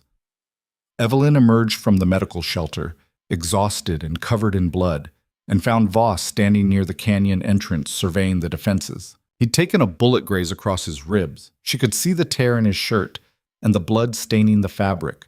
But he was still on his feet, still directing his warriors with calm efficiency. She approached him without thinking, her healer's instinct overriding everything else. "You're hurt." Voss glanced down at his side like he'd forgotten about it. "It is nothing. A scratch." "Let me see." Evelyn reached for his shirt, and after a moment's hesitation, he let her pull the fabric aside. The bullet had carved a furrow through the skin over his ribs, painful and bloody, but not deep enough to be dangerous. Still, it needed cleaning and binding to prevent infection. "Come to the medical shelter," she ordered. "I cannot leave." 5 minutes, Evelyn interrupted firmly. "Unless you want this to get infected and kill you slowly instead of quickly." Something that might have been amusement flickered across Voss's face. "You have become very commanding." "I learned from watching you." She tugged on his arm, and after a moment he followed, issuing a few quick orders to his second-in-command before allowing himself to be led away. In the shelter, Evelyn made him sit while she cleaned and bandaged the wound. Her hands moved with the confidence born of hours of practice that morning, and she was acutely aware of the warmth of his skin, the hardness of the muscle beneath, the way he held perfectly still despite what must have been considerable pain. "How many did we lose?" she asked quietly as she worked. 3 dead, 7 wounded seriously enough to be out of the fight. Voss's voice was flat, controlled, but she could hear the grief underneath. The soldiers lost many more, perhaps 20 dead, twice that wounded. Will they attack again? Yes. They cannot leave without completing their mission. To retreat now would be failure. He watched her hands as she tied off the bandage. But we hurt them badly. They will be more cautious, which gives us time. Time for what? To rest, to prepare, to say goodbye to those we lost. Voss stood, testing the bandage with a slight wince. "Thank you." Evelyn nodded, suddenly unable to speak around the lump in her throat. 3 people dead, 3 families grieving, and more would die before this was over. She had no doubt about that. That evening, they burned the bodies of the fallen according to Apache custom. Evelyn stood with the others, watching the flames climb into the darkening sky, and felt the weight of every choice that had led to this moment. If she'd gone with Marcus, would the soldiers have left? Would these 3 people still be alive? But even as the thought formed, she knew it was foolish. The army's orders didn't hinge on one woman. They would have come regardless, driven by the same forces that had been grinding across the frontier for decades. Manifest destiny, expansion, the insatiable hunger for land and resources that recognize no prior claims, no human cost. Voss spoke in Apache, his voice carrying across the assembled people. And though Evelyn didn't understand all the words, she felt their meaning. Honor for the fallen, strength for the living, determination to survive. When the ceremony ended and people drifted away to their shelters, Evelyn found herself walking toward the canyon entrance. She needed to see it, needed to understand what they were facing. The narrow passage was littered with brass casings and blood, both dark Apache blood and the red blood of soldiers indistinguishable in the dim light. Scorch marks from grenades blackened the stone walls, and the acrid smell of gunpowder still hung in the air. It looked like a vision of hell, and Evelyn shuddered. "You should not be here alone," Voss said from behind her, making her jump. "I needed to see what we're defending against," Evelyn replied, not turning around. "Needed to understand the cost." Voss moved to stand beside her, surveying the carnage with tired eyes. "War always costs more than you think it will. More blood, more pain, more pieces of your soul that you cannot get back. Is it worth it?" The question burst out before Evelyn could stop it. All this death, this suffering, is keeping this valley really worth so many lives? "The valley?" Voss's laugh was bitter. "This is not about the valley. This is about the right to exist, the right to live as our ancestors lived, to raise our children with our traditions, to walk the land without permission from people who have no claim beyond force of arms." He turned to look at her. "If we surrender this valley, we surrender the next one, and the next, until there is nowhere left, until we are erased entirely. So yes, it is worth it, because the alternative is disappearing from history as if we never existed." Evelyn had no answer to that. The logic was irrefutable, and the weight of it pressed down on her shoulders like a physical thing. They stood in silence for a while, and gradually Evelyn became aware of how close they were standing, shoulders almost touching. She could feel the heat radiating from Voss's body, could hear his steady breathing, could smell wood smoke and leather and something uniquely him beneath it all. "I'm scared," she admitted quietly. "Tomorrow they'll come again, and more people will die, and eventually our ammunition will run out, or our water will run out, or they'll find another way in, and we will face it when it comes," Voss interrupted gently. "Fear is natural. Fear keeps you alert, keeps you alive. But do not let it paralyze you." "How do you do it?" Evelyn turned to face him fully. "How do you carry all this responsibility, all these lives depending on your decisions, and not break under the weight?" Voss was quiet for a long moment, and in the fading light his face was all shadows and sharp angles. "Sometimes I do break," he admitted, "but I do it alone, where no one sees, and then I stand back up and continue. Because that is what leaders do. We break in private and stand strong in public." The vulnerability in his words, the raw honesty, made something in Evelyn's chest crack open. She reached out without thinking and took his hand, squeezing gently. "You don't have to be alone. Not anymore. Voss looked down at their joined hands, and something complicated passed across his face. Evelyn, whatever he was going to say was cut off by shouts from the sentries. Both of them turned toward the canyon entrance, hands moving to weapons, but it wasn't an attack. One of the scouts was returning, gesturing urgently and calling out in Apache.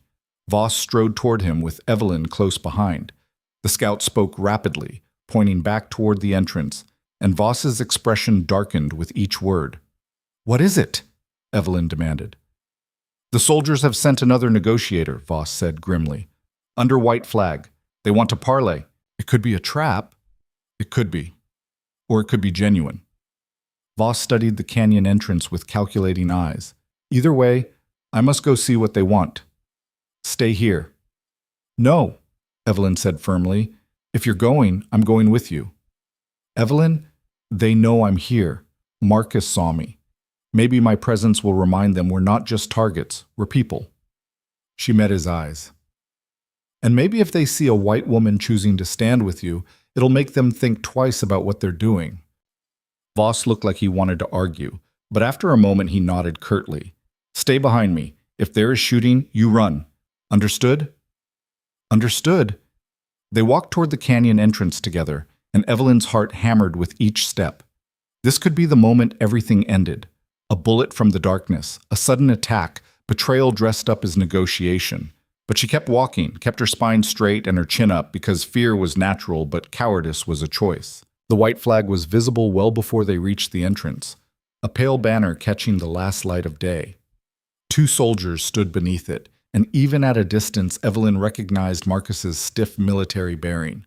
Voss stopped just inside the canyon entrance, close enough to talk but far enough to retreat if necessary.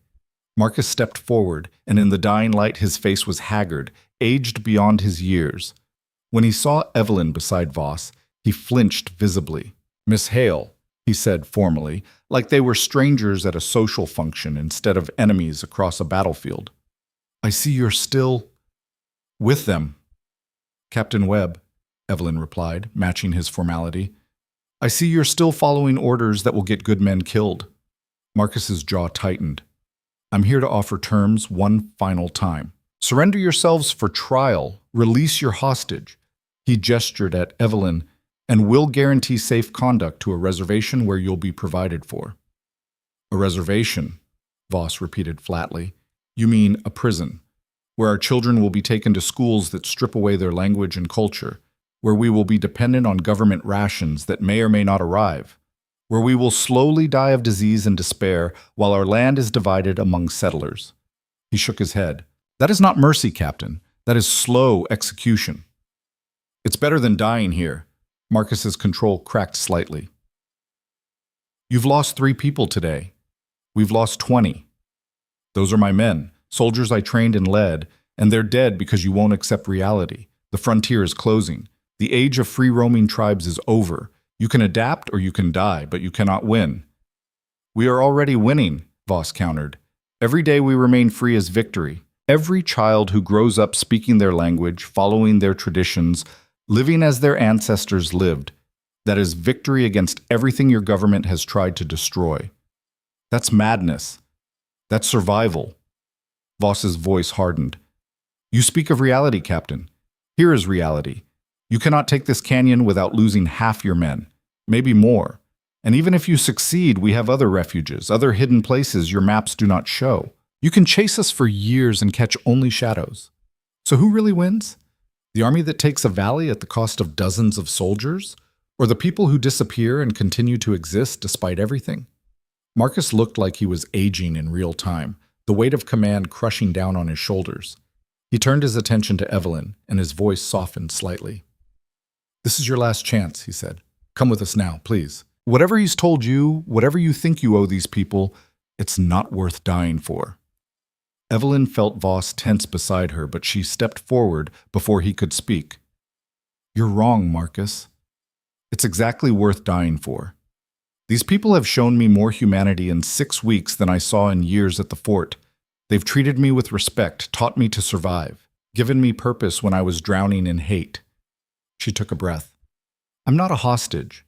I'm not confused or coerced. I'm exactly where I choose to be." Marcus stared at her like she was a stranger, and maybe she was. The Evelyn Hale he'd known, the captain's daughter in proper dresses who poured tea at social functions, had died in the desert weeks ago. This Evelyn was someone else entirely. "Then there's nothing more to say," Marcus said heavily. "At dawn, we attack with full force. And this time, we won't stop until we've taken the valley or run out of men." He looked at Voss. "I'll make it quick for her. That's the only mercy I can offer." "You will not touch her," Voss said, and there was absolute certainty in his voice. "Not while I draw breath." Something passed between the two men, understanding, maybe, or recognition that they were both trapped by circumstances larger than themselves. Then Marcus turned and walked back into the gathering darkness, and the white flag went with him. Evelyn and Voss stood in the canyon entrance until the soldiers had fully retreated, then walked back toward the medical shelter in silence. Evelyn's mind was racing. Full force at dawn. They'd hold out as long as they could, but eventually the soldiers would overwhelm them through sheer numbers. And then what? Death for the warriors, captivity for the women and children, the end of everything they'd built? "We should evacuate through the back passages," she said urgently. "Take everyone who can travel and leave now while it's dark. By dawn we could be miles away." "And abandon the wounded? The elders who cannot travel quickly?" Voss shook his head. "We do not leave our people behind. That is not who we are." "Then we're going to die here." "Perhaps." Voss stopped walking and turned to face her. "Or perhaps we will surprise them. Perhaps the canyon will hold. Perhaps reinforcements will come from other bands. Perhaps many things that we cannot predict." He reached out and gently touched her face, his calloused fingers surprisingly tender against her cheek. "But whatever happens, we face it together, yes?" Evelyn felt tears prick her eyes, but refused to let them fall. "Yes. Together." Voss's thumb traced her cheekbone gently, wiping away a tear that had escaped despite her best efforts. For a moment they stood frozen in that tableau. Warrior and healer, Apache and white. Two people who should have been enemies, but had somehow become something infinitely more complicated. Then Voss leaned forward slowly, giving her time to pull away, and pressed his forehead to hers. It was an intimate gesture, but not romantic, more like a warrior's acknowledgement before battle, a moment of connection before the storm. "Whatever happens tomorrow," he said quietly, his breath warm against her skin, "know that you gave me something I thought I had lost. Hope that the world could be more than just endless war." Kieran. His name felt strange on her tongue, intimate and forbidden, but also right. The sound of running feet interrupted them, and they pulled apart as Kiona appeared, breathless and urgent. "Kieran, you must come. The scouts have returned from the northern passages. They bring news. Strange news." Voss immediately shifted into command mode, his moment of vulnerability vanishing behind the mask of leadership. "What news?" "You must hear it yourself," Kiona insisted. "It changes everything." They followed her to the council fire where the scouts waited, and what they reported made Evelyn's heart leap with desperate hope. Other bands had learned of the siege. Warriors were coming, drawn by the knowledge that if this valley fell, others would follow. Not enough to match the army's numbers, but enough to change the mathematics of the battle. Enough to make victory possible, instead of merely dying well. Relief flooded through Evelyn, but it was tempered by the knowledge that more warriors meant more people at risk, more families who might lose loved ones. The calculus of war was cruel and unforgiving. Every advantage came with costs that would be paid in blood. Still, as she lay down that night trying to rest before the dawn battle, Evelyn felt something she hadn't felt in a long time. Not quite hope, but its close cousin. Possibility. The future wasn't written yet. They might still survive this. They might still build something worth having from the ashes of everything that had been destroyed. And if they didn't, at least she would fall fighting beside people she'd chosen, defending something she believed in, instead of drowning in hate and isolation. That mattered more than she ever would have imagined possible. Dawn came too quickly, painting the canyon walls in shades of blood orange that felt prophetic. Evelyn had managed perhaps 2 hours of restless sleep before the sounds of preparation woke her. Warriors checking weapons, women saying quiet farewells to children, the kind of purposeful movement that preceded violence. She rose and helped Nalin prepare the medical shelter, laying out bandages and medicine with hands that had stopped shaking somewhere in the night.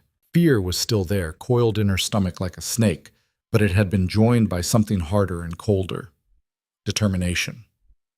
The reinforcements had arrived in darkness, 30 warriors from allied bands, slipping through the northern passages that Nalin had mentioned.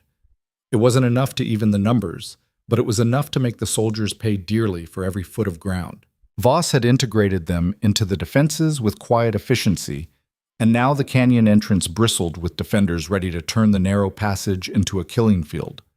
Evelyn was checking her supplies for the third time when Voss appeared at the shelter entrance. He'd painted his face again, but this time the markings were different, more elaborate, more final. War paint for a battle that would decide everything. "They're coming," he said quietly. "Stay in the shelter. No matter what you hear, no matter what happens, stay here until it is safe." Evelyn started to argue, then stopped. She wasn't a warrior, and pretending otherwise would only get people killed. "Be careful," she said instead, the words feeling inadequate. Voss studied her face for a long moment, and something in his expression softened. "If I fall, you won't." "If I fall," he continued firmly, "Nalin knows the way through the northern passages. She will take you and the others to safety. Promise me you will go with her." "Only if you promise not to fall," Evelyn countered, moving closer to him. The shelter entrance framed them in a pool of early morning light, and she was acutely aware this might be the last time they spoke. "Come back, Kieran. Please." He reached out and took her hand, squeezing gently. "I will try. That is all I can promise." Then he was gone, striding toward the canyon entrance with the absolute confidence of a man who'd made peace with his mortality. Evelyn watched until he disappeared around a bend, then turned back to her preparations with tears burning behind her eyes. The first shots rang out minutes later, and the battle began in earnest. This time the soldiers came with coordinated fury. Waves of men pushed through the canyon entrance, using shields made from wagon parts to protect against the defenders' fire from above. Grenades arced through the air, exploding against the canyon walls and sending shrapnel scything through anyone unlucky enough to be exposed. The noise was deafening. Gunfire, explosions, screaming in English and Apache, the wet sounds of bodies hitting stone. The wounded started arriving almost immediately. A warrior with shrapnel in his chest, gasping for air as blood filled his lungs. A woman who'd been shot through the arm, the bone shattered. A teenager who'd taken a bullet to the stomach, already going gray with shock. Evelyn and Nalin worked frantically, trying to stabilize injuries that in many cases were beyond their ability to treat. The shelter filled with wounded faster than they could handle them, and soon they were triaging, deciding who could be saved and who would be given comfort as they died. It was the hardest thing Evelyn had ever done, looking into someone's eyes and telling them with your silence that there was no hope, then holding their hand as the light faded. She did it 3 times that first hour, and each death carved another piece out of her soul. Outside, the battle reached a crescendo. Evelyn could hear Voss's voice cutting through the chaos, giving orders, rallying his warriors, directing the defense with tactical brilliance. The soldiers were pushing hard, but the canyon was holding, barely. Then everything changed. A massive explosion shook the canyon, bigger than any grenade, more like dynamite or blasting powder. Rock dust filled the air, making it hard to breathe, and for a moment everyone in the medical shelter froze in terror. When the dust settled, Evelyn could hear new sounds from the canyon entrance. Different sounds. Confusion. Retreat. She left Nalin with the wounded and ran toward the entrance, her healer's oath forgotten in the need to know what had happened. What she saw made her stumble to a halt in shock. Part of the canyon wall had collapsed, blocking the entrance almost completely. Only a narrow gap remained at the top, barely wide enough for a single person to squeeze through, and soldiers were scrambling backward on the other side, clearly terrified the entire cliff face might come down on them. The defenders were pulling back too, regrouping behind the rockfall, and in the sudden lull Evelyn could assess the damage. Bodies lay scattered across the battlefield, too many to count quickly. Some wore blue uniforms, others wore buckskin and war paint. The living were helping the wounded retreat on both sides, and for a moment the enemies moved around each other almost peacefully, united in their desperate need to escape the unstable canyon. Evelyn found Voss directing the retreat, blood streaming down one side of his face from a head wound. When he saw her, his expression shifted from command to concern. I told you to stay in the shelter. What happened? She demanded, grabbing his arm to steady him. He swayed slightly, clearly concussed. Someone set charges, Voss said, his words slightly slurred. Not sure who. Maybe the soldiers trying to bring down the defenders. Maybe one of our own trying to block the entrance. Does not matter. The canyon is sealed. As if to emphasize his words, another rumble shook the ground, and more rocks tumbled down to reinforce the barrier. The narrow gap at the top grew smaller. The soldiers cannot get through, Kiona said, appearing beside them with a gash across her forehead. But neither can we get out. We are trapped. The northern passages, Evelyn started. Collapsed, Kiona interrupted grimly. The explosion triggered something. The whole network is unstable. Nalin checked. We would be buried alive if we tried. Evelyn felt her hope crumble. They'd survived the battle, but now they were entombed in the valley with limited supplies, wounded who needed care they couldn't provide, and no way out. The soldiers couldn't reach them, but they didn't need to. They could simply wait for starvation and thirst to do their work. Voss swayed again, and this time his legs buckled. Evelyn caught him, staggering under his weight, and Kiona moved to support his other side. Together they got him to the medical shelter, where Nalin took one look at the head wound and began barking orders. Concussion? Maybe fracture? The older woman said, examining him with gentle efficiency. He needs rest, no moving for at least 2 days. 2 days we do not have, Voss protested, trying to sit up. The effort made him go pale and he sagged back with a groan. 2 days you will take, or you will die, Nalin said firmly. Canyon is sealed. Battle is over. Now you rest and heal, or you are no good to anyone. Over the next hours, the full scope of their situation became clear. The rockfall had completely sealed the main entrance. It would take weeks to clear with proper equipment, longer by hand. The northern passages were unstable and dangerous. The western cliff face was unclimbable. They had perhaps 2 weeks of food if rationed carefully, and the spring would provide water indefinitely, but many of the wounded needed medicine and care beyond what they could provide. They were in a prison of their own making, and the walls were slowly closing in. That evening, Evelyn sat with the council as they discussed options. Voss insisted on attending despite Nalin's protests, and though he was pale and unsteady, his mind was still sharp. We could try to signal for help, one warrior suggested. Smoke signals? Maybe bring other bands. And tell them what? Another countered. To dig us out while the army waits to capture everyone who comes? We could negotiate. With what leverage? Dakota interrupted bitterly. We are trapped. They can wait. We have nothing to offer. The arguments went in circles, each solution revealing new problems, until finally Voss held up a hand for silence. When he spoke, his voice was steady despite the pain he must have been feeling. We survive, he said simply. We ration food. We tend the wounded. We look for ways to stabilize the northern passages. And we remember that we have outlasted sieges before. Patience is a weapon the army does not have. Their men want to go home. Their supplies must come from far away. Their commanders answer to politicians who demand quick victories. He looked around at the gathered faces. We can wait longer than they can. That is our advantage. It wasn't a solution, but it was a strategy. Something to hold on to while they figured out the rest. Later, when the council had dispersed, Evelyn helped Voss back to his shelter. He'd refused to stay in the medical area, claiming others needed the space more, and she'd insisted on helping him. Now they sat in the dim interior while she changed the bandage on his head wound. You should rest, she said quietly, her fingers gentle against his temple. I should be organizing defenses in case they try to dig through, Voss countered, but there was no heat in it. He was exhausted, the concussion and blood loss taking their toll. Kiona has that handled. You trained your people well. They don't need you to think for them every moment. Evelyn finished the bandage and sat back. Rest. That's an order. Voss's mouth twitched in something that might have been a smile. You have become very commanding. I learned from the best. The words came out more tender than she'd intended, and suddenly the air between them felt charged. They were alone in the shelter, close enough that she could see the flecks of gold in his dark eyes, smell the smoke and copper scent of battle still clinging to his skin. Evelyn, Voss said, and her name on his lips sounded like a prayer. When I thought I might die today, my last thought was not of strategy or honor or duty.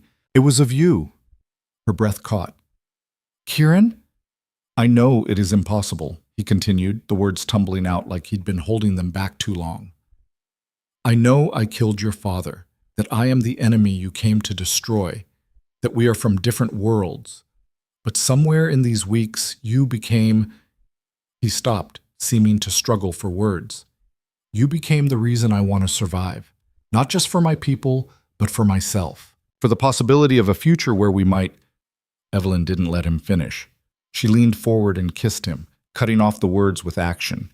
For a heartbeat, he froze in surprise. Then his hand came up to cup the back of her head, drawing her closer.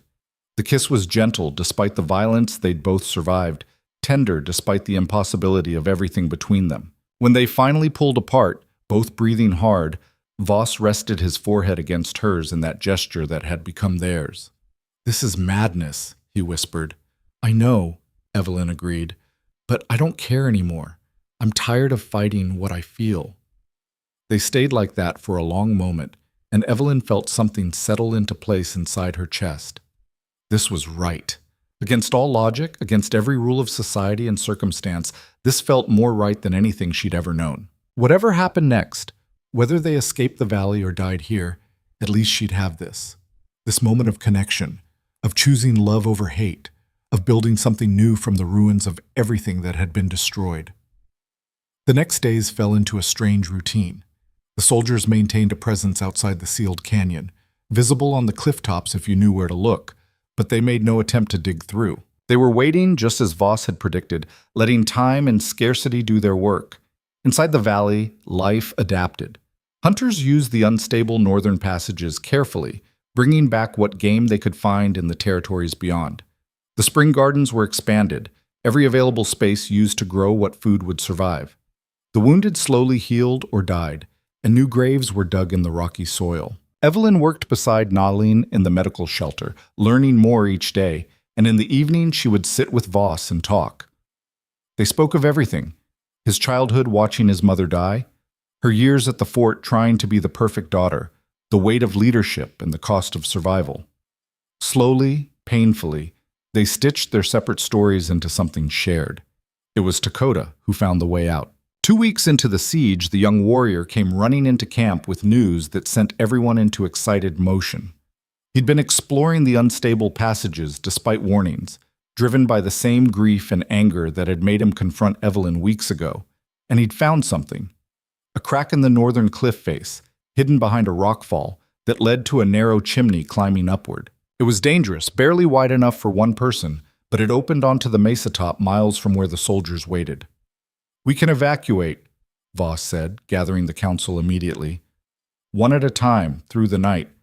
By dawn, we could have everyone out." "Not everyone," Nalin said quietly. "The wounded who cannot climb, the elders, the smallest children. That passage is for the young and strong only." Silence fell as everyone absorbed the implications. They could save some, but not all. The mathematics of survival were cruel once again. "Then we choose," Voss said firmly. "Warriors first, to establish security on the other side. Then women and older children. The wounded who can be moved, we bring with help. Those who cannot—" his voice faltered slightly. "Those who cannot, we make comfortable. We do not leave them to starve, and we do not let the soldiers take them." The meaning was clear, and Evelyn felt sick. Mercy killings. For people too injured or weak to escape, they were discussing mercy killings to prevent capture or slow death. It was practical and horrifying and absolutely necessary. "I will stay," Nalin said suddenly, "with those who cannot leave. Someone must tend them at the end, and I am old enough that the climb would kill me anyway. Better to choose my death than have it chosen for me." "Nalin, no," Evelyn started, but the older woman shook her head. "This is my choice. Honor it." Nalin's eyes were calm, accepting. "I have lived a full life. Let me end it with purpose." Others volunteered to stay. Elders who knew the climb was beyond them, warriors too wounded to make the journey. They would remain behind, buying time for the others to escape, and then they would end their stories on their own terms rather than the army's. The evacuation began that night. Evelyn watched as warriors disappeared one by one into the narrow passage, each taking only essential supplies and weapons. The climb took hours, and they could only send one person at a time, which meant the evacuation would take days to complete. But it was working. They were escaping. She helped prepare the children, calming their fears, explaining in simple terms that they were going on an adventure. Some of them were excited, treating it like a game. Others were terrified, clinging to their mothers. All of them were brave in the way that children can be, trusting the adults to keep them safe, even when the adults themselves were terrified. On the second night, it was Evelyn's turn. She'd argued to go later, to help with the wounded and children, but Voss had insisted she go early while she still had strength.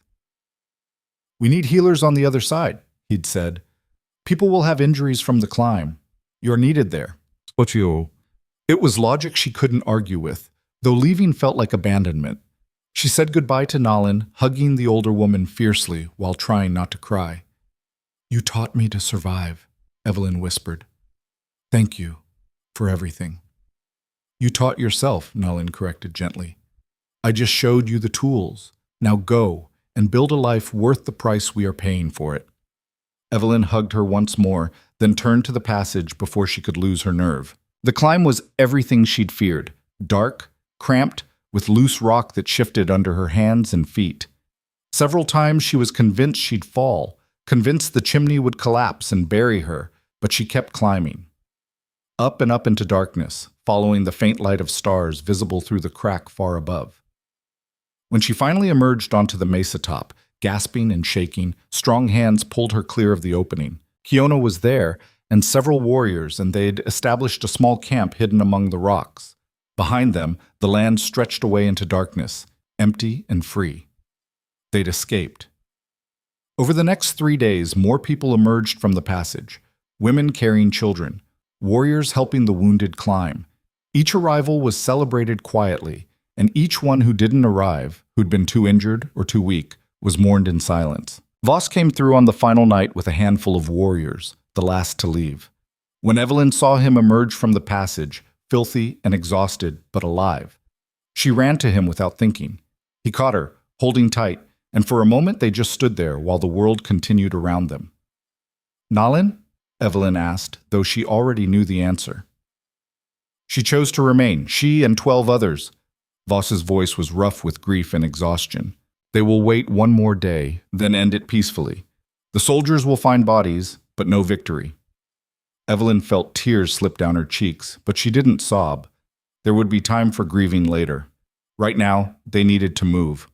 The group, numbering perhaps 60 people, all that remained of a band that had once been twice that size, began the long trek away from the valley. They traveled at night and hid during the day, moving through terrain the soldiers couldn't follow. Voss led them with the same quiet competence he'd shown from the beginning, but Evelyn could see the cost in his eyes. Every person they'd lost, every choice he'd made, every life traded for survival, it all weighed on him. They walked for 5 days, heading deeper into territory the army had never successfully controlled. The land grew more rugged, more remote, and finally Voss called a halt in a hidden canyon that reminded Evelyn painfully of the valley they'd lost. "Here," he said simply. "We rebuild here." And they did.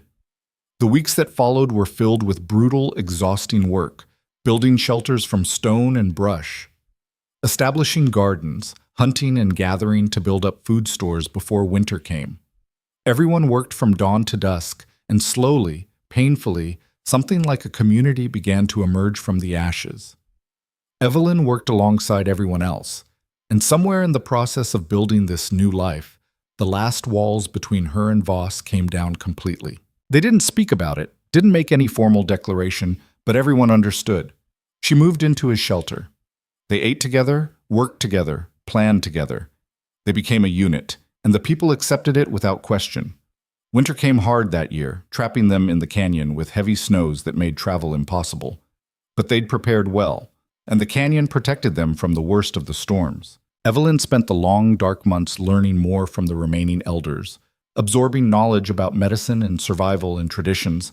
She learned the language in earnest now, and her tongue stumbled less over the unfamiliar sounds. One night, huddled beside the fire while wind howled outside, Voss told her about the army's official reports. A scout had returned with news from a traitor. The siege at the valley had been recorded as a tactical victory. The report said the hostiles had been eliminated, that peace had been restored. No mention of the people who'd escaped. No acknowledgement that the war continued in hearts and hidden canyons across the frontier. They want to believe we are gone, Voss said quietly. That makes it easier for them. So we let them believe. We disappear from their maps and their reports, and we survive in the spaces they do not see. Is that enough? Evelyn asked. Just surviving? Voss looked at her, and firelight danced in his dark eyes. What else is there? Living, Evelyn said. Not just surviving day to day, but actually living, building something, having children who grow up knowing more than just war, creating stories worth telling. She took his hand. We've lost so much. Don't we deserve to find something too? Voss was quiet for a long moment. Then he smiled. A real smile, the first she'd seen in weeks. Yes, we deserve that. He pulled her closer and she settled against his chest, listening to his heartbeat. We will build it together. Spring came like a resurrection, melting the snows and bringing green back to the canyon. The gardens flourished, children grew stronger, and slowly the shadow of grief began to lift. They held a ceremony for those they'd lost, speaking their names into the wind and trusting the land to remember them. On a warm evening in late spring, Voss asked Evelyn to walk with him. They climbed to a high point overlooking the canyon, and he turned to face her with an expression she couldn't quite read. When you came here, he said slowly, you wanted to kill me. You hated everything I represented. I did, Evelyn agreed. That feels like a lifetime ago now. It was a lifetime ago. You died in that desert, and someone else emerged. Voss took both her hands. This person, the one standing here now, she has chosen this life, chosen these people, chosen me, yes? Yes, Evelyn said without hesitation. Then I ask you to choose again, formally this time. Voss's voice was steady, but she could see vulnerability in his eyes. Marry me. In our tradition, by our customs. Become my wife, not just in fact, but in name. Help me lead these people, not from the shadows, but standing beside me.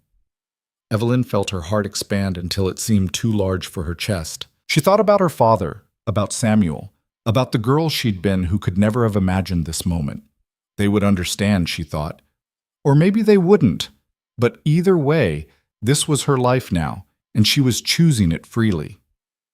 Yes, she said, and this time her voice broke with emotion. Yes, I'll marry you. Voss pulled her close and kissed her, and around them the canyon seemed to hold its breath in approval. The ceremony was held 3 days later, following traditions that were both ancient and beautiful. Evelyn wore a dress made from soft leather, decorated with beadwork that the women had created specifically for this occasion. Voss wore his finest clothing, and his face was painted not for war but for celebration. They stood before this community and spoke vows in Apache, Evelyn's pronunciation still imperfect but understood, pledging to support each other, to protect each other, to build a life together that honored both their peoples. When it was done, when the ceremony had concluded and the celebration had begun, Evelyn looked around at the faces gathered in joy and felt something she'd thought she'd lost forever. Belonging, family, home. Kiona approached with a cup of something that smelled alcoholic, and probably was, grinning widely. You are one of us now, completely. No going back. I don't want to go back, Evelyn replied, accepting the cup and taking a sip that burned all the way down. This is home. The celebration lasted late into the night, filled with singing and stories and laughter. When it finally wound down and people drifted to their shelters, Voss and Evelyn walked together to theirs. The stars overhead were brilliant, and somewhere in the distance a coyote called, that same lonely wild sound that had marked the night she'd buried her father and brother. But it didn't sound lonely anymore. It sounded like the voice of the land itself, singing them home. Years passed, and the canyon grew into something more than just a refuge. It became a thriving community, hidden from the Army's maps but connected to other bands through careful networks of trade and communication. Children were born, including 2 of Evelyn and Voss's own, a son and daughter who grew up speaking both Apache and English, who learned to track deer and read books, who embodied the possibility of a future that honored multiple traditions. The war continued elsewhere, the frontier's hunger for land never fully satisfied, but this corner of the desert remained free. The soldiers never found them, and eventually the report stopped mentioning hostile Apache in this region at all. The canyon and its people disappeared from official history, which suited them perfectly. Evelyn became one of the community's primary healers, her knowledge blending what Nalin had taught her with techniques from her own upbringing. She saved lives that would have been lost, and when people died despite her best efforts, she mourned them as family, because they were family now, in every way that mattered. Voss led with the same quiet strength he'd always shown, but tempered now by something softer. He was still fierce when protecting his people, still brilliant in strategy and tactics, but he also knew how to laugh with his children, how to sit peacefully by the fire in the evenings, how to find joy in simple moments. They were not accepted by the outside world. Evelyn knew that if she ever returned to white settlements, she would be branded a traitor, an Indian lover, a woman who'd betrayed her race. And if Voss ever stepped foot in a town, he'd be arrested or shot on sight. The world beyond their hidden canyon had no place for people like them. But they'd made their own world, built it stone by stone and choice by choice from the ruins of everything they'd lost. And in that world, they belonged completely. On a summer evening 20 years after the siege, Evelyn stood at the same overlook where Voss had proposed, watching the sun set over the canyon. Her hair was shot through with gray now, and her hands bore the scars of 2 decades of hard living, but she was strong and healthy and surrounded by people she loved. Voss joined her, moving a bit slower than he used to, old injuries and age catching up, but still solid and dependable. He put his arm around her waist, and they stood together in comfortable silence. "Do you ever regret it?" he asked quietly. "Choosing this life? Giving up everything you knew?" Evelyn thought about it seriously, as she always did when he asked. She thought about her father and Samuel, about the fort and the life she might have had. She thought about Marcus and whatever happened to him after the siege. She thought about all the roads not taken, all the versions of herself that had died so this one could live. "No," she said finally, and meant it completely. "I regret the pain it took to get here. I regret the people we lost. But choosing you, choosing this life, choosing to see clearly instead of through the lens of hate, I'll never regret that." Voss pulled her closer, and they watched as stars began to emerge in the darkening sky. Below them, the canyon was alive with the sounds of evening, children being called to dinner, conversation around cooking fires, the daily rhythms of a community at peace. "We survived," Voss said softly, and there was wonder in his voice. "Against everything, we survived." "We did more than survive," Evelyn corrected. "We lived. We built something.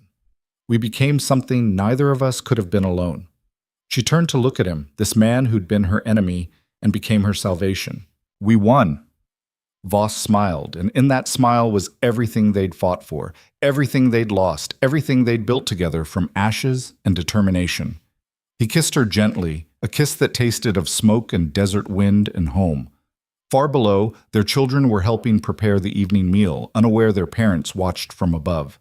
They were good children, strong and kind, raised with stories of both their heritages and taught to see the humanity in everyone. They would carry forward what Evelyn and Voss had started, building bridges in a world that preferred walls.